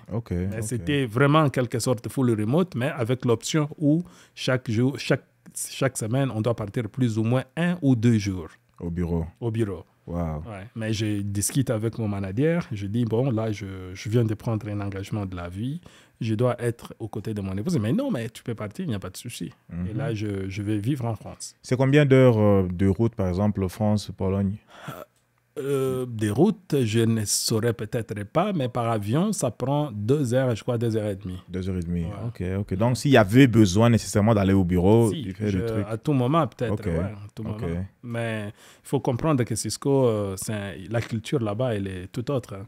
C'est pas une entreprise qui te fait pression. Ils comprennent, ils veulent que tu aies une vie familiale, que tu sois aisé. Voilà. Donc, non, ils ne te forcent pas et ils sont toujours compréhensifs. Moi, je pense que ça, c'est le syndrome des grandes boîtes. Souvent, dans les grandes compagnies, les charges sont partagées d'une façon très responsable et tout, et chacun s'occupe de ce qu'il fait. Tant qu'il le fait bien, tout le monde est à l'aise. Voilà. J'ai remarqué, mais avec Faudnet, par exemple, du genre même en termes de vacances, ils n'ont pas des vacances qu'ils donnent aux gens. Du genre, on ne va pas te dire que tu as 25 jours de vacances. On va juste te dire que tu prends des vacances quand tu veux. Voilà. Mais ils savent aussi que tu es responsable. Tu ne vas pas prendre 60 jours de vacances pendant l'année. Ça va être beaucoup. Mais tant que tu as le besoin de prendre des vacances, tu prends. On ne compte pas pour dire, mais tu as été tel. Tant que tu trouves quelqu'un, peut-être s'il y a des choses pressantes à faire, tu les fais, tu termines, et puis tu pars en vacances. Et, tu reviens.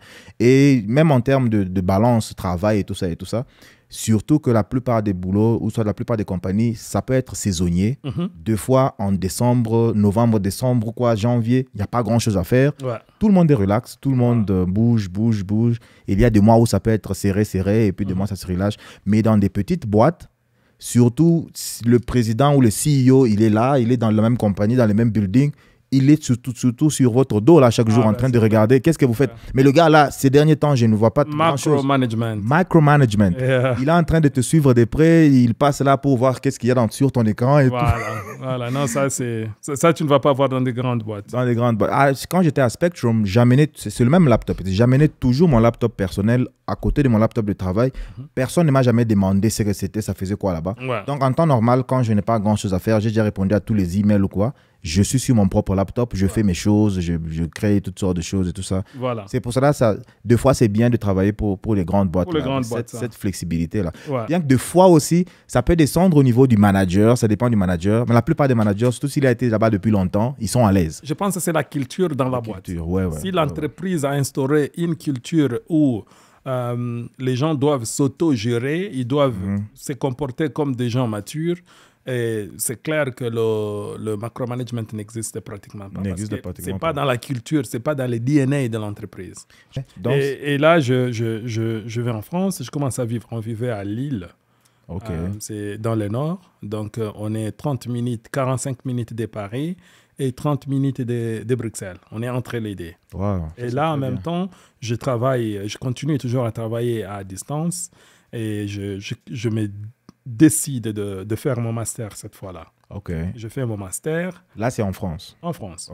Je fais mon master et puis je termine avec mon master. Aussitôt je termine, je décide, je dis cette fois-ci, le moment est bon pour que je parte aux États-Unis. Et là, je commence maintenant à lancer mes résumés, mes CV. Là, c'est en interne avec Cisco? Oui, en interne. Il y avait aussi certains en externe aussi ou pas? Et non. En réalité, c'est pas quelque chose que j'anticipe. Pour l'instant, pour moi, c'est Cisco. À moins que Cisco me refuse. Mais on a jusque-là, moi je pense que c'est la meilleure entreprise dans laquelle je me sens dans le bas. Surtout avec cette, comment on appelle, la seniorité, le seniority, ça vient avec beaucoup d'avantages aussi. Donc tu as été là depuis longtemps, tu connais la compagnie, tu connais comment ça se passe et tout ça.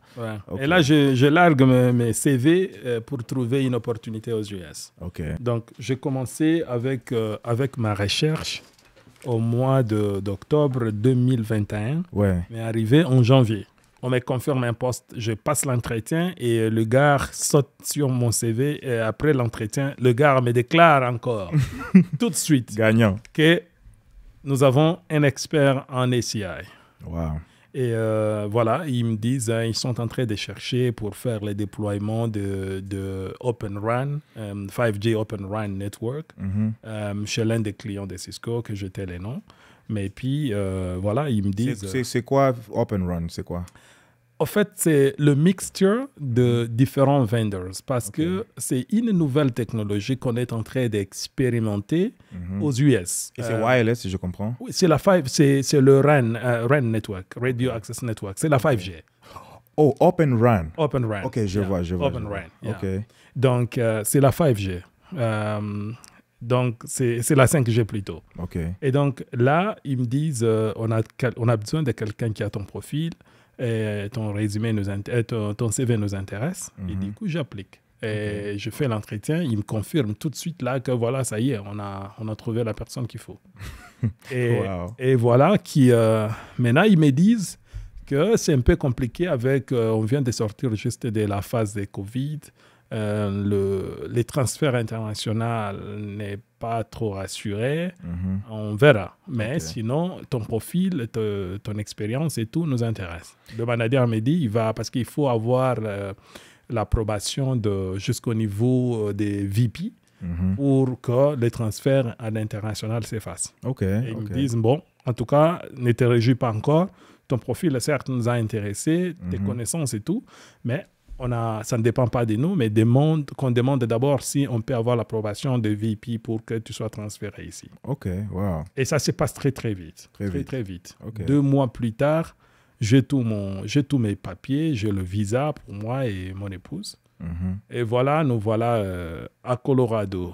Là, il n'y avait pas encore le jeune homme, n'est-ce pas, le petit garçon? Non. En fait, mon épouse est arrivée, elle était enceinte. Oh, elle est arrivée enceinte. Elle est arrivée enceinte. Le petit n'a pas voulu être européen, il voulait bien il n'a pas voulu être français. S'il était là-bas, il allait être français, donc c'est ça, non? Est-ce qu'il donne la nationalité comme ça? Ce n'est plus ipso facto. Ok. Ouais. Ça devient un tout petit peu emmerdant actuellement en France, avec la loi d'immigration, tout ça. Okay. Alors qu'aux États-Unis, dès que le sol est là, c'est fini. Ouais, c'est clair. Wow, ok, ça c'est très bien. Ouais. J'aime l'aspect là où deux fois tu atteins un certain niveau où les compagnies ne font plus les jeux de cache-cache avec toi. Là, où tu fais une interview, on te dit, bon, monsieur, on t'a entendu, on va t'appeler et tout ça. Voilà. Déjà, des fois, tu peux être très bon. Ouais. Eux-mêmes, ils savent que ce gars ici, on ne doit pas le laisser partir. C'est clair. Il y a des interviews, on a eu à te demander, mais est-ce que tu fais ça avec d'autres compagnies ou soit tu es encore là? Parce que ça peut prendre du temps chez nous et tout ça. Mais est-ce que, are you applying elsewhere? Est-ce que tu cherches encore? Ouais, voilà. Si tu leur dis oui, je cherche, ils vont te dire non. C'est bon, on est déjà... Oui, on est bon. Tu es déjà bon. Attends seulement qu'on puisse finir les choses de notre... On va te revenir. Voilà. Parce qu'il y a aussi des fois où tu n'es pas très rassurant, ils vont te dire merci beaucoup pour ton temps et tout. Bon, on va te faire ça. On reviendra vers toi et puis ils partent. Ouais. J'ai parlé avec Faudinet depuis le mois d'avril jusqu'au mois de septembre. Ouais, je me rappelle, tu m'en as parlé. Hein. Voilà, quand ils m'ont fait l'offre. Ouais. Déjà, le gars, il a dit, allons dans notre calendrier. Le directeur en question, il a dit, nous allons commencer à faire un appel avec toi chaque 2 semaines. Pour commencer juste à savoir que tu es là, que les choses marchent bien et tout. Donne-nous un peu de temps jusqu'au mois de septembre. Moi, c'était bien pour moi aussi à l'époque, parce que je leur avais dit, je voulais totaliser 3 ans là où j'étais. Ouais. Donc, il a gardé le contact avec moi pour ne pas me perdre pendant toute cette période-là, parce qu'il savait combien c'était difficile de trouver quelqu'un de bien. Ouais. Et souvent, c'est ce qui arrive dans plusieurs entreprises. C'est ça. Ouais, ils ne vont pas vouloir jouer les jeux de cache-cache. Ouais. Non, mais pas à ce niveau. Hein. Pas au niveau. Quand tu as atteint un certain niveau dans ta carrière, tu deviens imposant. Exactement. Un bon négociateur en même temps. Bon négociateur aussi. Ça ne vaut plus la peine qu'on te tourne au dos, en fait. Ouais. Tu sais ce que tu vaux. Exactement. Wow. Et puis après vient l'immigration vers les États-Unis. La position était à Denver, c'est ça? La position, malheureusement, ouais. Malheureusement ou bien? Pourquoi malheureusement? Malheureusement parce que... en ce moment, j'envisageais beaucoup plus vivre à l'État de Texas. Non, Texas, ok. Ouais.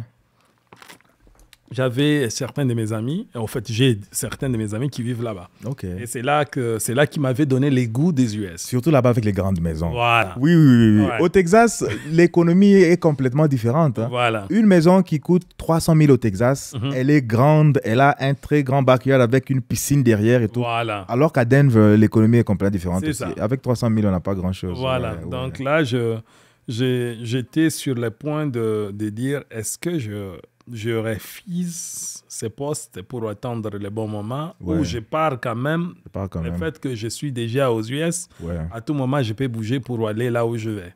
Et là, d'un coup, je me dis non, mais je discute avec mon épouse et puis on se dit, bon, c'est bon. on peut partir. OK. On emporte nos clics et clacs et voilà, nous voilà aux US. OK. Et depuis que vous êtes ici aux États-Unis, comment ça se passe en général? Je dirais plutôt bien. OK. Je dirais plutôt bien. On est déjà installé. En fait, ça fait bientôt une année, 4 mois, une année 4 ou une année 5 mois. Ouais. Mais il faut se le dire, avec tout ce que j'ai pu faire, je n'ai pas vu les meilleures opportunités qu'il y a comme aux US. Okay. J'ai parcouru quand même plus ou moins 135 pays, 115 pays plutôt. 115 pays, ouais. Mais les opportunités que je trouve aux US, il n'y en a pas nulle part dans le monde. Ça, c'est clair. C'est une chose que j'entends souvent en ligne parce qu'il faut dire qu'il y a une tendance aujourd'hui en Amérique. Ouais. Bon, ça, c'est entre parenthèses, c'est pour les Américains eux-mêmes. Mais on dirait que la politique souvent tourne les choses d'une façon très dramatique. Ce qui fait qu'aujourd'hui, la plupart d'Américains, surtout les jeunes, ils ne sont pas contents de l'Amérique. Ils n'aiment pas l'Amérique. Ils ne sont pas proud d'être américains ou d'être ici ou quoi que ce soit. Apparemment, pour eux, les meilleurs se trouvent à l'extérieur. Bien sûr, ça ne veut pas dire que c'est parfait ici ou quoi. Il y a des choses qui peuvent être mieux faites ici. Je pense que je leur donne beaucoup de raisons. Je leur donne toutes les raisons du monde. Je leur donne toutes les raisons du monde. Vous savez, même nous venons je viens du Congo, mais vous allez trouver des Américains au Congo. Voilà. Voyez-vous, c'est pas parce que le Congo vaut plus que les États-Unis ou les États-Unis valent plus que le Congo. Mais c'est tout simplement quand on sort de son monde de confort, on est exposé à d'autres réalités. On commence maintenant à voir et à valoriser certaines choses qu'on prenait pour acquis.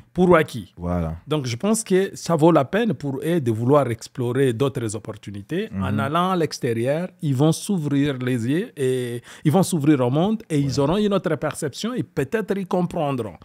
Et peut-être ils sauront apprécier les opportunités qu'il y a autour d'eux. Mais s'ils n'apprécient pas, je reviens sur le monde est un village planétaire. Voilà. Donc, chacun peut aller dans tous les sens qu'il veut pourvu qu'il se retrouve et qu'il soit aéré là où il veut. Okay. Donc, qu'on s'ouvre et qu'on accepte que certaines personnes prennent les décisions là où on en voit les opportunités et ne trouvent peut-être pas ces opportunités et qui sont libres d'aller au Congo ou d'où je viens.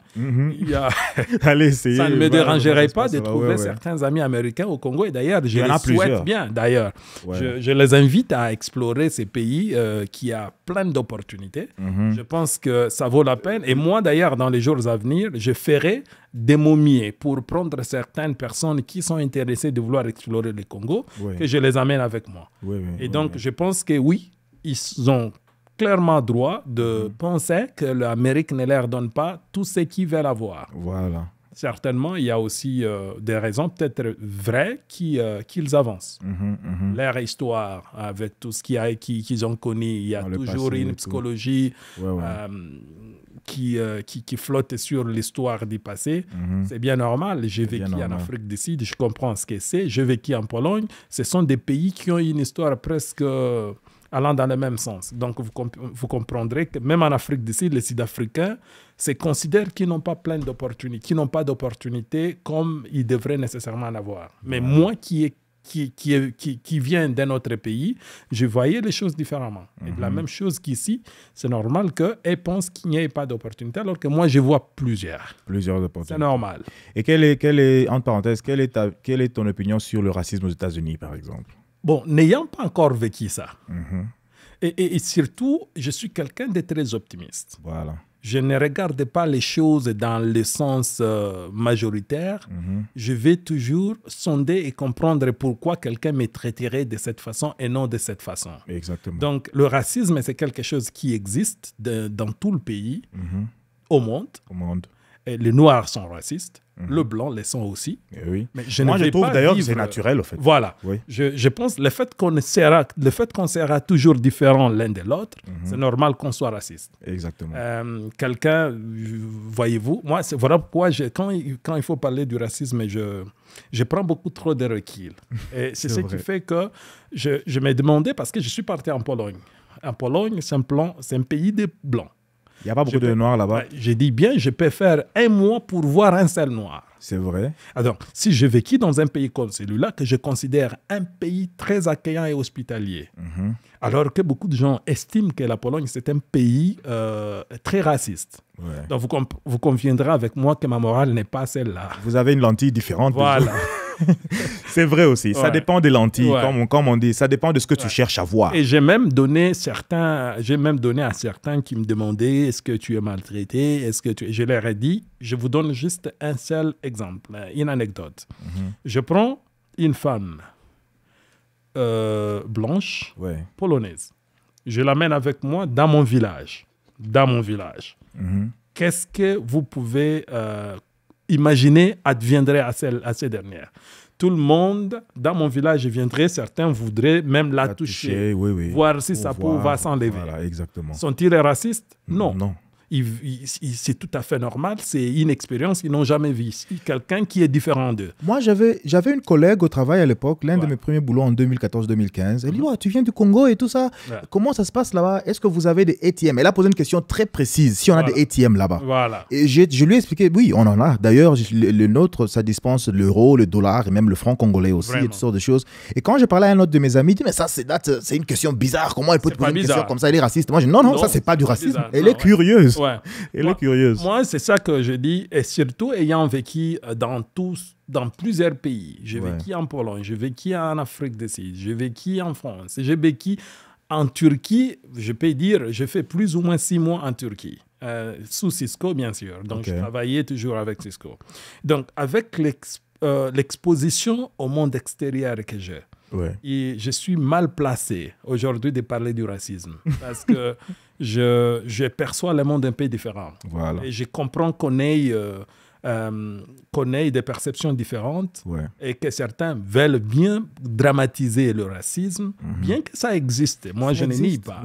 Mais moi, je pense que je vis dans un autre monde et je préfère rester dans ces carrés-là.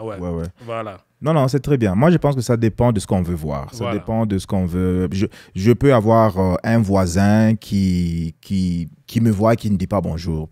C'est juste un connard. Peut-être qu'il n'a pas envie de dire bonjour et qu'il ne dit pas bonjour à tout le monde. Tu ne me dis pas bonjour, je ne te dis pas non plus. Et je ne vais pas aller déduire directement que non, c'est un voisin raciste que j'ai. Et pourtant, il y a un autre en face qui est très content. Chaque fois qu'il te voit, il est à l'aise avec toi et tout ça.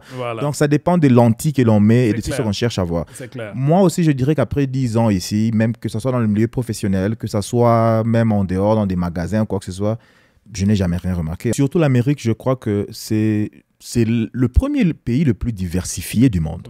On a du tout ici. Il y a les Asiatiques, il y a les Noirs, il y a les Sud-Américains. N'oublie pas la France non plus. Les Français. Oh, la France aussi? La France est très diversifiée. Très diversifiée. Hein? Ok. Ah bon. Est-ce qu'il y a beaucoup de Hispaniques en France? Ben si. C'est vrai? Ben si. Ah bon? Ouais. Voilà, c'est cool. Et vous allez trouver les gens de tous bords. Ah bon?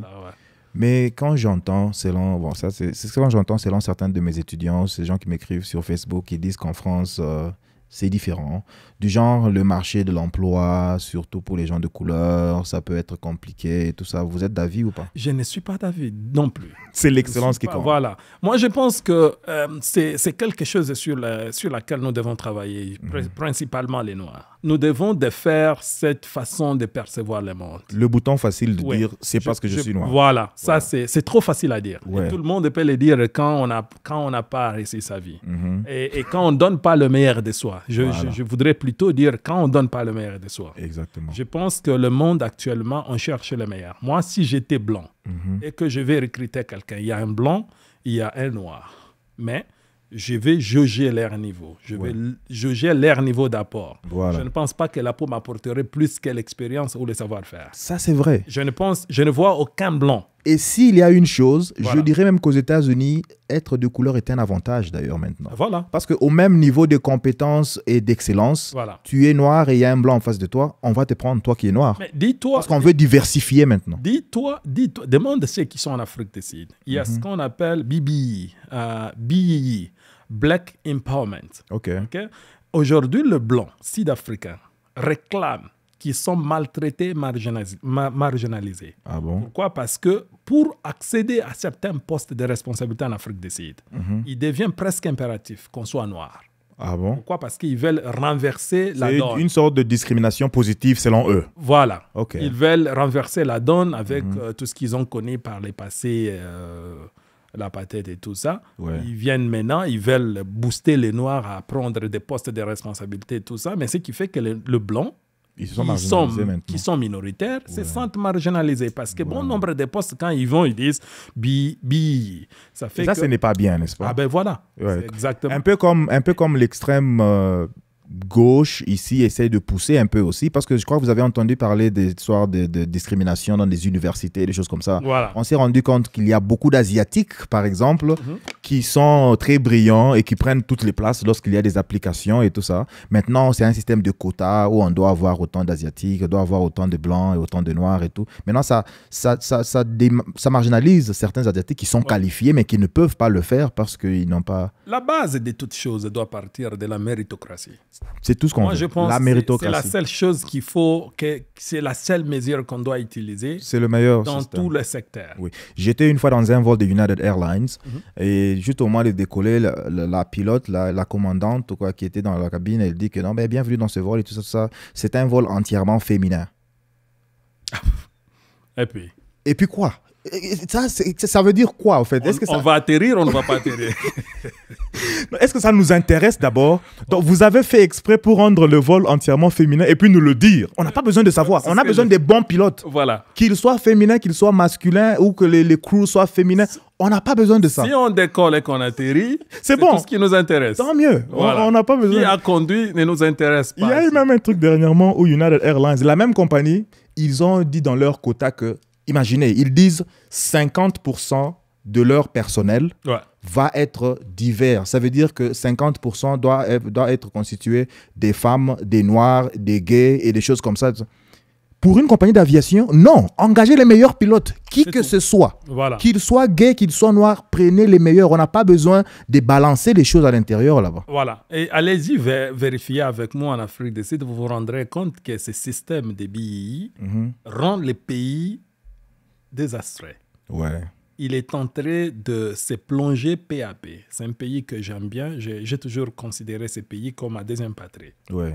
Mais en voyant comment les choses se font actuellement, parce qu'il y a ces programmes Angers, on est en train de prendre n'importe qui tout simplement parce qu'il est noir. Oui, oui. Et c'est malheureusement la triste réalité. Ça, c'est compliqué. Non, moi, je suis contre ces choses-là. Je suis vraiment contre ça. Je sais qu'il y en a beaucoup ici en Amérique qui encouragent cela, ainsi de suite et tout. Mais en réalité, ce n'est pas bien. Mettez la barre au même niveau pour tout le monde. Voilà. Que celui qui ne peut pas sauter reste et que tout le monde... Je sais qu'il y a eu une histoire et tout, mais on a pratiquement une nouvelle génération de jeunes gens, une nouvelle génération de personnes qui ont grandi dans différents siècles. Il y en a qui disent qu'on doit dédommager les Noirs pour les dommages de l'esclavage et tout ça.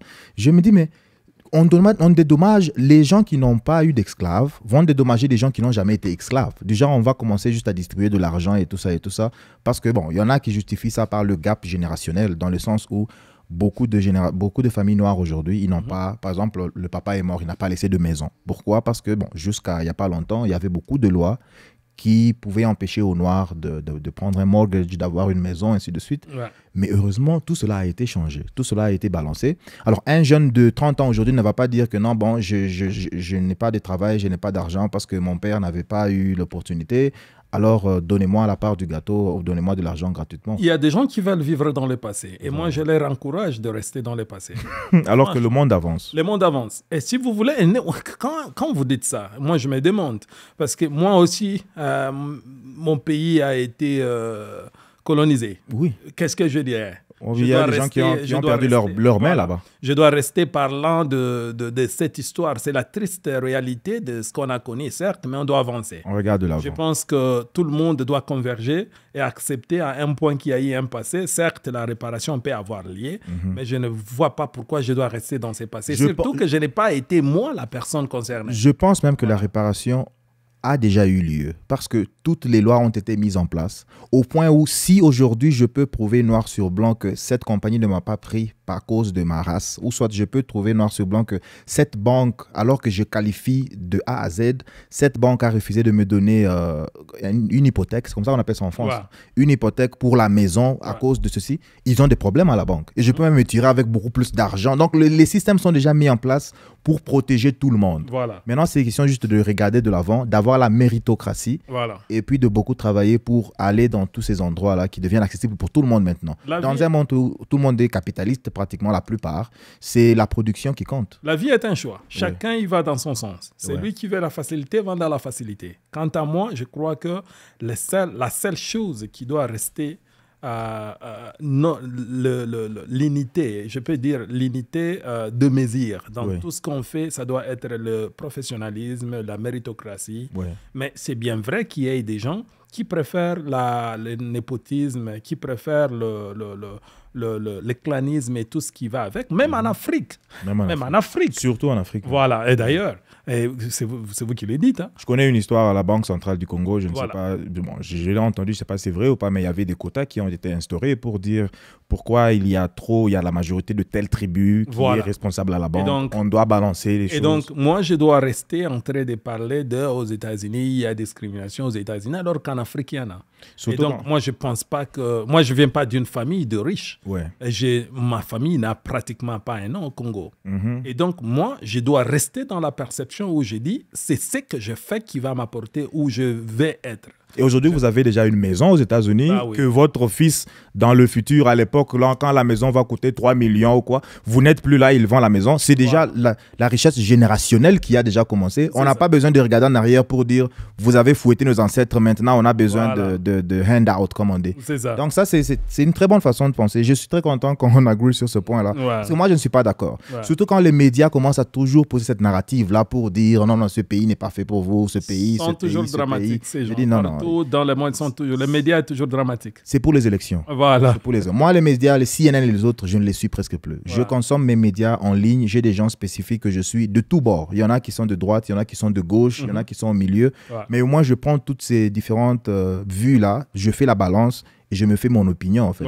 Et souvent, l'opinion est que les médias, les gros médias, là, ils ont une narrative qu'ils veulent suivre. Que ce soit pendant Covid, que ce soit pendant même les manifestations là, de George Floyd, qui était un bandit des grands chemins. Donc, ils veulent toujours faire de sorte que tout le monde se retrouve dans le même sac pour que je puisse avoir une narrative pour dire non, ce pays n'est pas le mien et tout ça, et ça devient... Moi, je dis toujours aux gens, il ne faut pas me présenter les problèmes. Je veux qu'on me présente les solutions. Je sais que les problèmes existent. Peu importe où je suis. Il y aurait toujours des problèmes, il y aurait toujours des maltraitances, il y aurait toujours des gens qui vont me discriminer, il y aurait toujours du racisme. Mais c'est quoi la solution? Qu'est-ce que je peux faire? Je ne vais pas m'atteler pour rester dans... pleurnicher et puis... dans les problèmes. Moi, j'avais des solutions. Il y a le victim mentality. Voilà. On appelle souvent le victim mentality. Oh non, nous ici et tout ça. OK, qu'est-ce qu'on fait maintenant? Oh non, toutes ces banques ne nous donnent pas des hypothèques. OK, créons une banque. Trouvons des solutions. Et puis c'est tout. C'est ça. Et j'ai lu un livre qui parle de willing victim. Donc, quelqu'un qui sait qu'il est un victime volontiers. Voilà, ça veut dire, tu sais que la situation est comme ça, mais tu restes. Tu veux rester dans tu pleurniches tous les jours, mais tu ne veux pas prendre des mesures, j'ai envie de dire, draconiennes pour pouvoir changer des choses. Changer le problème, Si tu m'opposes à un problème et que je trouve que tu ne veux pas m'aider, je passe à la vitesse supérieure. Peut-être je vais te contourner plus tard et tu ne sauras pas comment j'ai atteint là où tu pensais que je ne pourrais pas atteindre. Si je trouve que ce marché est raciste ou ce domaine est raciste, on ne peut pas m'engager, je deviens extrêmement meilleur au point où vous ne pouvez pas m'ignorer. C'est clair. Vous ne pouvez pas m'ignorer. Ça veut dire que vous m'avez vu, vous devez m'engager. Voilà. C'est pratiquement ça le genre de solution. Et je pense que c'est à ça qu'il faut encourager les jeunes, surtout les auditeurs qui nous suivront et qui nous suivent. Je pense que c'est la mentalité que nous, principalement les Noirs, avec tout ce qu'on a connu, qu'on ne veut pas ici ignorer. On accepte bien qu'on a traversé des choses qui nécessairement n'étaient pas bonnes. Exactement. Mais je pense au niveau où nous en sommes arrivés. Accès aux mêmes informations. Voilà. Il est important qu'on change juste notre stratégie. Accepter de changer, de chercher des solutions. Accepter de dire, bon, d'accord, ça a été ça le passé qu'on a traversé, mais que devrions-nous faire pour nous positionner au même point que les autres? Rester dans on est en train de pleurnicher gauche à droite, ça ne va rien changer. En réalité, les choses peuvent même s'empirer. Alors, il faut être stratège. Voilà. Non, ça c'est très bien parlé. Alors, parlons de PhD en cybersécurité. Voilà. Ça a commencé depuis quand? Une année déjà ou Non, depuis... en fait, oui. En fait, c'est bientôt quelques mois que je suis dans le programme. Bon, parce qu'il faut savoir qu'il y a le prep work. Okay. Donc, ça veut dire... comment je dirais ça en français? Préparatoire en général. Préparatoire. Voilà, préparatoire, parce que l'année passée, j'étais en train de faire un autre master. Okay. Cette fois-ci, c'était en MBA, Executive MBA. Okay. Lorsque je termine, je commence l'année préparatoire pour m'apprêter à faire un PhD. Il faut se dire que c'est pas facile. C'est pas facile, ouais. Surtout quand on est responsable, on a plein de charges et qu'on travaille, on a un travail à temps plein, on a d'autres... il y a la famille, responsabilités à gauche, amis, à droite, et tout ça. Ouais, bon, c'est vrai que je fais ces cours. Je pense que actuellement, la cybersécurité est quelque chose qu'il ne faut pas, qu'on ne peut pas vivre sans ça. Ouais. Parce que l'informatique... Je pense que la prochaine guerre mondiale va être cybernétique. Hein. Je l'ai dit. Moi, elle existe même déjà. D'ailleurs, pour nos politiciens. Ouais. Je pense que nous devons, et surtout précisément pour ceux qui sont en Afrique, voilà. Je pense qu'on doit s'investir beaucoup dans la cybersécurité. Ok. Tirez un peu le micro vers vous. Ah, d'accord. Vous pouvez être relax. Okay. Voilà. Donc, je voudrais dire que pour ceux qui sont ceux qui veulent s'intégrer à la technologie, sinon à la vitesse où va la technologie, la cybersécurité est quelque chose d'obligatoire. Très obligatoire. Vous ne pouvez pas être un État qui se veut souverain, mais qui ignore la cybersécurité. Voilà. Ou soit parce que vous êtes espionnés sans le savoir. Qui laisse un autre État venir tout installer de A à Z chez vous, et ils partent et vous ne savez pas ce qu'ils tirent de ça. Voilà. Donc, en ce moment-ci, vous allez voir qu'il y a eu des ballons aux US. Voilà. L'espionnage s'est fait à des dimensions très multisectorielles. Ouais. Alors, si vous n'êtes pas... informé en tout ce qui est cybersécurité et l'évolution de la technologie. Vous dormez tous les jours. C'est comme si quelqu'un dort dans votre chambre sans que vous le sachiez. Sans que vous ne le sachiez. Voilà. C'est bizarre. Et donc, c'est bien triste quand je regarde certains pays, je ne vais pas citer seulement, mais je me dis, si on veut être souverain, la cybersécurité doit être une obligation. On doit avoir des experts, des gens qui vrais experts, pas des experts sur papier. Voilà, des gens qui savent exactement comment contourner l'espionnage. L'espionnage est un fait vrai. Le monde actuel, la grande guerre qu'on aura, sinon la guerre mondiale prochaine, c'est celle de cybersécurité. Voilà. Parce qu'on est exposé à tout. Et très souvent, même certains présidents, en ces moments que je parle, il y a certains qui sont des hackers, qui sont déjà dans leurs ordinateurs sans qu'ils les sachent. Sans qu'eux les sachent. Leurs téléphones sont en écoute sans qu'ils les sachent. Mais comment voulez-vous être un pays, comment voulez-vous être un service d'intelligence d'un pays et que vous n'avez pas la maîtrise de la cybersécurité? Voilà. Et moi, contrairement à tout ce que j'ai déjà parcouru dans ma vie, je me suis rendu compte que c'est vrai, parce que je t'avais dit l'autre fois que j'ai un intérêt particulier à la politique. Et je fais tout, surtout avec un pays comme le nôtre, à chercher à avoir de bonnes informations. Si jamais j'ai la chance un jour de gérer un pays comme le nôtre, je voudrais avoir moi-même d'abord les meilleures informations, surtout avec mon expérience d'avoir parcouru de grandes boîtes à l'international, d'avoir vécu dans plusieurs pays. Et donc, je ne vais pas être ce président qui va juste avec les armes. Parce que les meilleures armes sont technologiques. Aujourd'hui, voilà. Les Russes ont pratiquement, ou soit allegedly, ou soit, comment on dit allegedly en français? Voilà, les Français avec lui. Voilà, ont allegedly renversé les résultats des élections à travers les réseaux sociaux. En envoyant des fake news, des désinformations et tout ça. Ils peuvent pratiquement détruire tout un régime là, juste avec les réseaux sociaux et l'accès à l'information. Voilà. Non, ça c'est un aspect très, très, très important. Et donc, voilà pourquoi même avec, actuellement, je suis dans le Advisory Board de Colorado Springs University. Dans ce qui est AI. Donc, leur programme de AI, je suis parmi les gens qui collaborent à concevoir ce programme. Et comment tu en es arrivé là? Comment c'est arrivé? C'est par nomination. Donc, ça veut dire j'ai été coopté. Ils regardent ton parcours, et puis on t'approche. Ah Et bon? on te sollicite si tu peux faire partir de l'équipe qui révise, qui est dans les advisory board de leur AI programme. Oh, ça c'est très bien. Voilà. Entre parenthèses, quand je faisais des recherches sur le nom de Jacques Sékou Touré en ligne, l'un des articles qui est venu en premier, c'est un article que tu as écrit pour Cisco. Je crois que c'était Voilà. c'était en quelle année? Je ne me rappelle pas c'était en quelle année. Mais Je pense que ça doit être en 2020. je me suis dit, waouh, tu as écrit un blog sur le site web de Cisco. Ça doit être grand. C'est Cisco. Non, c'est plutôt l'inverse. C'est plutôt l'inverse. C'est Cisco qui a écrit sur moi. Oh, c'est vrai ça. Ouais. Wow. Donc, ça veut dire Cisco cherche des gens qui ont un parcours atypique, Voilà. mais qui ont excellé. Ok. Et puis, ils font... ils veulent que les gens sachent que il y a des gens tout comme est ça qui possible. existent. Voilà.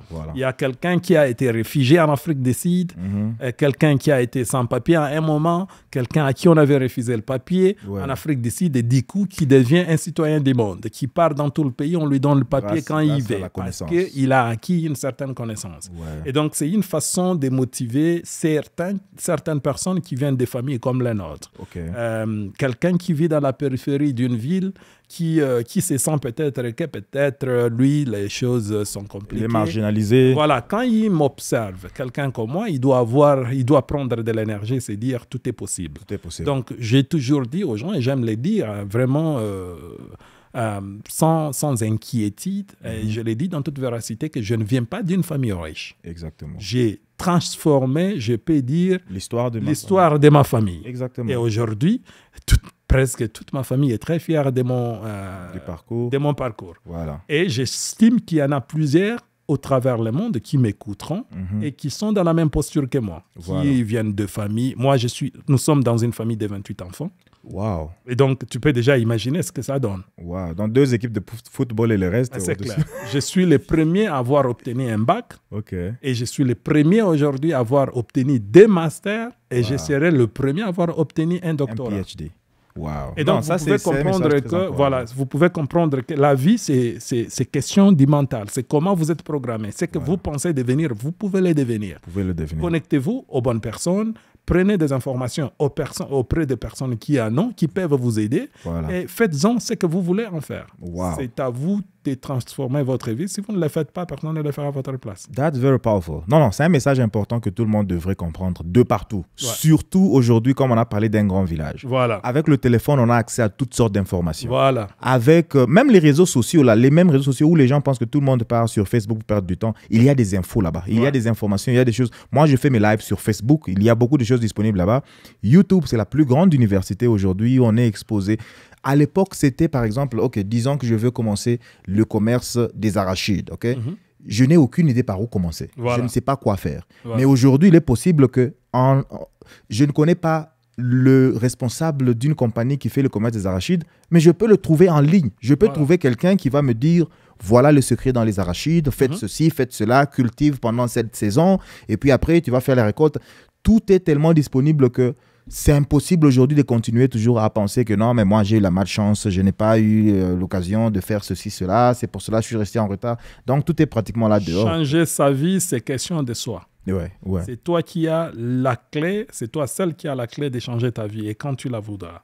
Il est vrai que moi je suis chrétien, je crois à la grâce divine, c'est tout à fait normal. Chacun, il va dans son sens. Certains qui ne croient pas en Dieu, ils ont le droit de ne pas croire. Moi je crois que certes, j'ai Dieu qui me fait grâce, mais c'est Dieu aussi veut que je fasse un effort. J'ai toujours dit aux gens, c'est encore une histoire biblique pour ceux qui savent la Bible. J'ai dit, Dieu voulait faire un miracle en Égypte avec Moïse. Mais il pose la question à Moïse et lui dit, qu'as-tu entre tes mains? Voilà. Il veut Dieu. Le créateur de l'univers, il lui pose la question, qu'as-tu entre tes mains? Et Moïse répond, j'ai un bâton. Alors, vous savez la suite? C'est avec ces bâtons que Dieu a fait des miracles. C'est avec ces bâtons que Moïse lui avait présenté que Dieu a utilisé. Et le bâton, pour quiconque, Yeah. Pour quelqu'un d'autre, ça peut être son diplôme. Ben, dans la Bible, il y a beaucoup d'histoires comme ça. Voilà. Jésus a d'abord eu les quelques poissons et les quelques pains qu'il avait là avant de les multiplier. Il a demandé d'abord. Même Voilà, il a demandé qu'on lui amène quelque chose. Quelque chose. Donc, même au mariage de Cana, il y avait de l'eau qu'il a tourné en vin. Ce n'est pas comme s'il a fait tomber du vin du ciel comme ça. Et donc, on peut compter sur la grâce, mais on doit bosser. Comme on dit, ora et labora. Voilà. Donc, tu dois apporter quelque chose, même si tu crois en Dieu. Mais si tu ne crois pas, la nature exige que tu apportes quelque chose. Tu as un savoir, tu as un don, tu as quelque chose de spécial que le monde pourrait développer. Bah voilà, utilise ça à ton avantage. Mais si tu n'as rien et que tu restes dans la posture où je n'ai rien, tu resteras dans cette posture jusqu'à ce que Jésus revienne. Voilà, non, mais ça, c'est très bien. Alors, est-ce que vous direz que le PhD, est-ce que c'est difficile? Hyper. Je dirais plutôt que c'est pas difficile, c'est hyper difficile. Hyper difficile. Pourquoi je l'ai dit? Bon, c'est surtout considérant mon statut. Ça veut dire je prends des responsabilités et dans la communauté, j'ai des engagements. À l'église, j'ai des engagements. Dans la famille, en tant que mari et père, j'ai des engagements. Et mon travail. De sur quoi je prends... Il faut dire entre parenthèses que tu donnes aussi des cours de formation à côté aussi. Donc tout ça, c'est plein de choses que je fais. Je suis impliqué dans plein de choses. Et ça fait qu'au-delà de tout ça, tu prends un PhD, c'est pas une petite chose, quoi. Mais savoir. Oui. Une autre question encore. Est-ce que c'est important? Important, je dis par rapport à la carrière en général. En réalité, je peux dire ça dépend. Ça dépend. Est-ce que c'est important? Oui. Est-ce que c'est important? C'est non. Cette réponse varie selon le cas. Pour certains qui envisagent une carrière purement professionnelle, qui n'ont rien d'autre à envisager dans l'avenir, je leur dirais plutôt rester dans des certificats, rester dans tout ce qui est associate degree et tout ça. Mais pour certaines personnes qui veulent assumer des postes de responsabilité du genre, moi, par exemple, je parle de la politique et que je suis intéressé à ce secteur parce que je pense que j'ai un apport important à amener dans ces secteurs. Et il en vaut de même pour l'éducation. Ça veut dire j'ai un goût pour dispenser, par exemple, les cours dans des meilleures universités ou même transformer certaines universités dans mon pays natal. C'est important que j'apporte un diplôme de ce niveau-là parce que c'est ce qui est requis. Pour devenir professeur, par exemple, au Congo, il faut avoir un doctorat. Donc, avec un certificat, un master ou quoi que ce soit, vous n'avez pas le poste. Alors que moi, je vais apporter un changement et je me rends compte que sans diplôme de ces niveaux, donc je n'aurai pas accès à certains postes que j'ai. Donc, je parle précisément dans le secteur académique. Le secteur académique. Mais si vous êtes quelqu'un qui voulait juste avoir une vie professionnelle paisible, rester technique, oui, il est tout à fait normal. Aussi en parlant, vous avez parlé ici d'être membre du board de AI de l'université de Colorado Springs et tout ça. C'est pas pour rien que j'ai fait même le Executive MBA. Vous voyez? Donc, je suis en train de shifter peu à peu à tout ce qui est technique pour m'atteler à des postes de haute responsabilité. Je vis dans un pays où il y a plein d'opportunités. Ici, aux US. Je peux un jour dire, bon, je ne fais pas la politique au Congo, j'entre au Sénat. Voyez-vous? Donc, avec les titres de ce genre, j'ai accès à certains niveaux que quelqu'un sans ça ne pourrait pas. Mais est-ce que c'est pour autant que tout le monde doit avoir les PhD? J'ai dit non. Est-ce que vous pouvez faire votre vie et réussir sans PhD? J'ai dit absolument. Et d'ailleurs, c'est quelque chose que j'encourage parce que je suis formateur. Je forme des gens qui veulent faire la reconversion professionnelle. Et donc, je forme des gens dans ce secteur-là. C'est juste pour qu'ils obtiennent des certifications. Mais en même temps, j'encourage aussi ceux qui ont des moyens et qui ont des visions d'aller plus loin dans les secteurs académiques. De faire. Tout le monde ne pourra pas faire la même chose.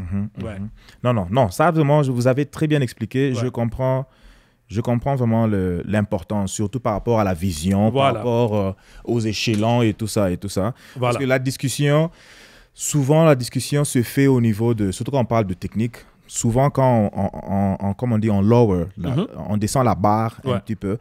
On parle juste de commencer une carrière, de se lancer. Mais en tout cas, ce qui est vrai dans le domaine de la technique, commencer une carrière, bon, bien sûr, ça dépend des pays, mais nécessairement aux États-Unis, je ne sais pas le cas de la France ou quoi que ce soit, mais si on n'a pas eu la chance d'aller à l'école, on n'a pas complètement perdu. Ça veut dire qu'on peut toujours se certifier et tout, et commencer une carrière et avancer. Absolument. J'en connais plusieurs qui n'ont qui n'ont jamais été à l'université, parmi Voilà. mes étudiants, qui n'ont jamais été à l'université, qui sont venus vers moi et disent je veux que je commence une carrière, je voudrais être professionnel et devenir ingénieur. Vous pouvez le devenir sans avoir un diplôme de l'université. Voilà. Vous pouvez le devenir sans avoir un bachelor ou je ne sais pas moi, un master ou un PhD. Est-ce que c'est vrai en France?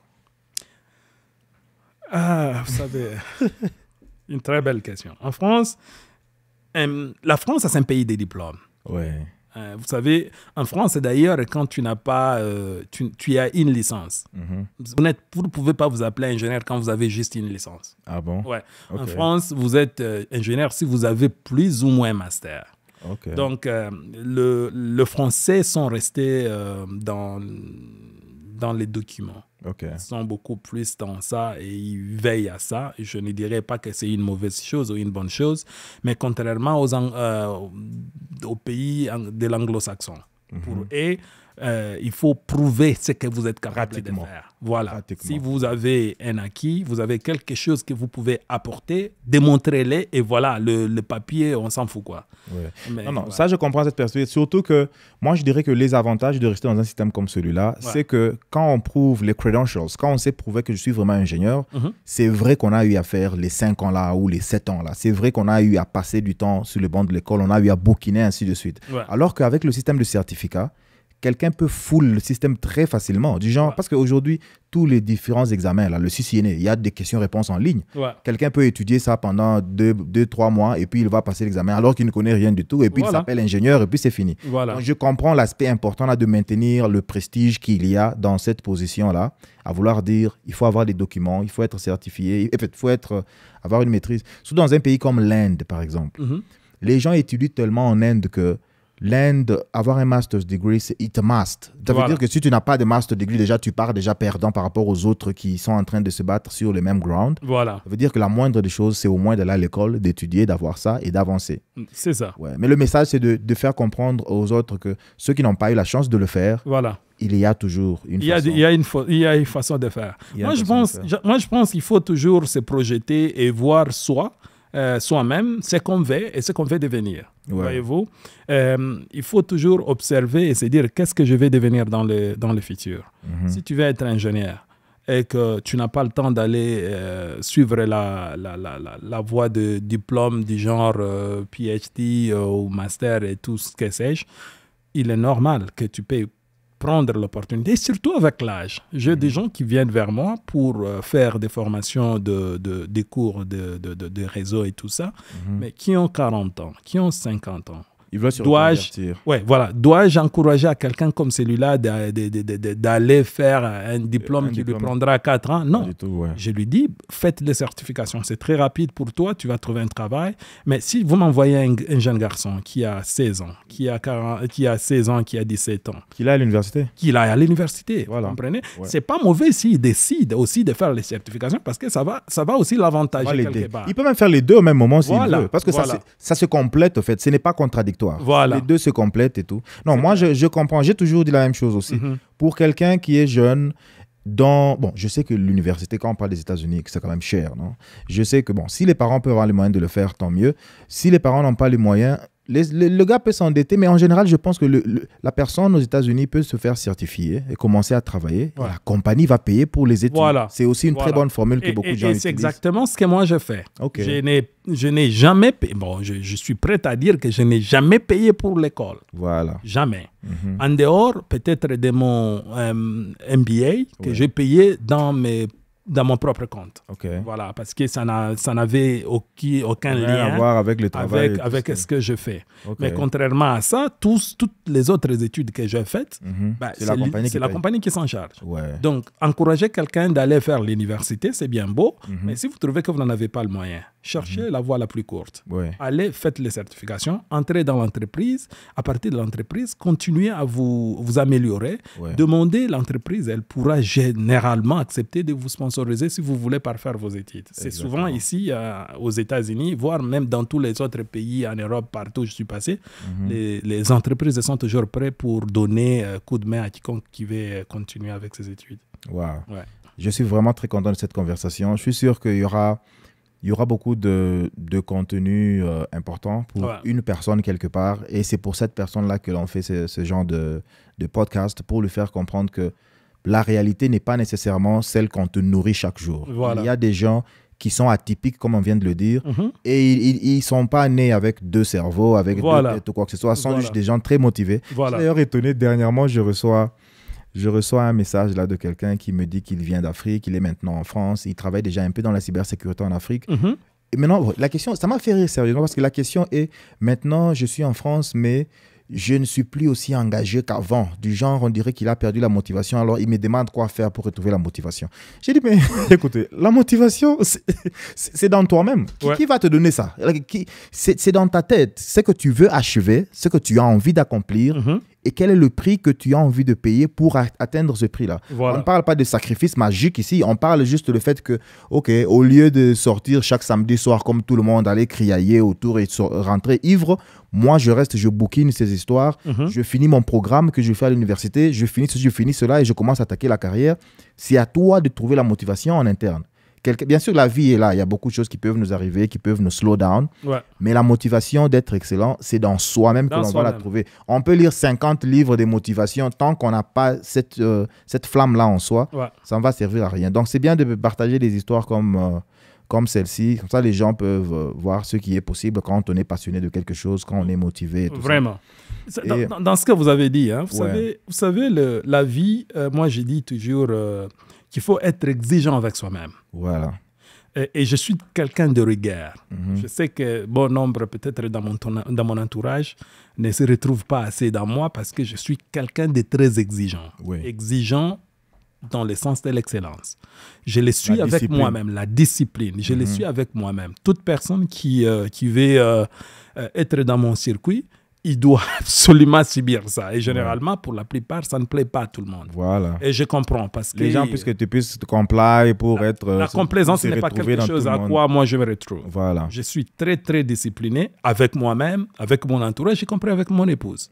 Et donc, je pense que pour réussir dans la vie, il faut avoir une discipline. Surtout quand on vient de familles comme la mienne. Quand on vient de famille comme la mienne, on doit avoir absolument une discipline. Savoir ce que l'on veut véritablement. Exactement. Et se focaliser à l'essentiel.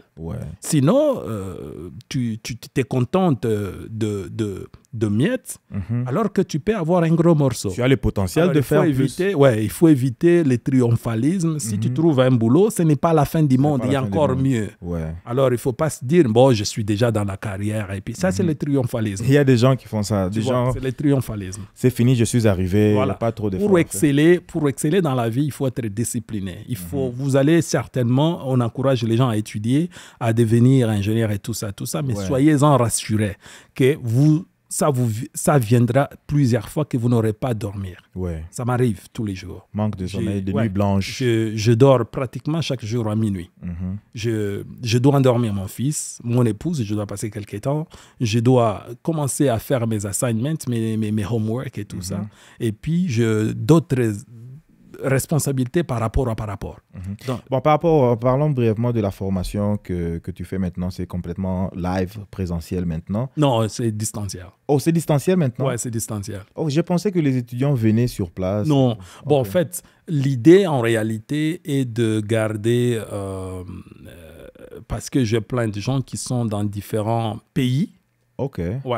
Donc, j'ai plein de gens qui sont dans différents pays, pour ne pas parler d'État. Et alors, il est normal que je garde ma main mise sur eux. Donc, la formation que tu fais, elle est directe, du genre one-on-one. Genre, tu rencontres ces gens-là, vous vous rencontrez à une certaine heure en ligne et vous travaillez ensemble. On travaille. Donc, ça, c'est très bien, parce qu'il y a beaucoup de gens qui aiment ce modèle-là aussi. Ils n'aiment pas le modèle où il est self-paced. Genre, ils cherchent un modèle où il est encadré, du genre pas à pas avec le truc. Non, c'est ça. En fait, là, je suis en train d'anticiper dans les jours qui viennent, sinon les mois,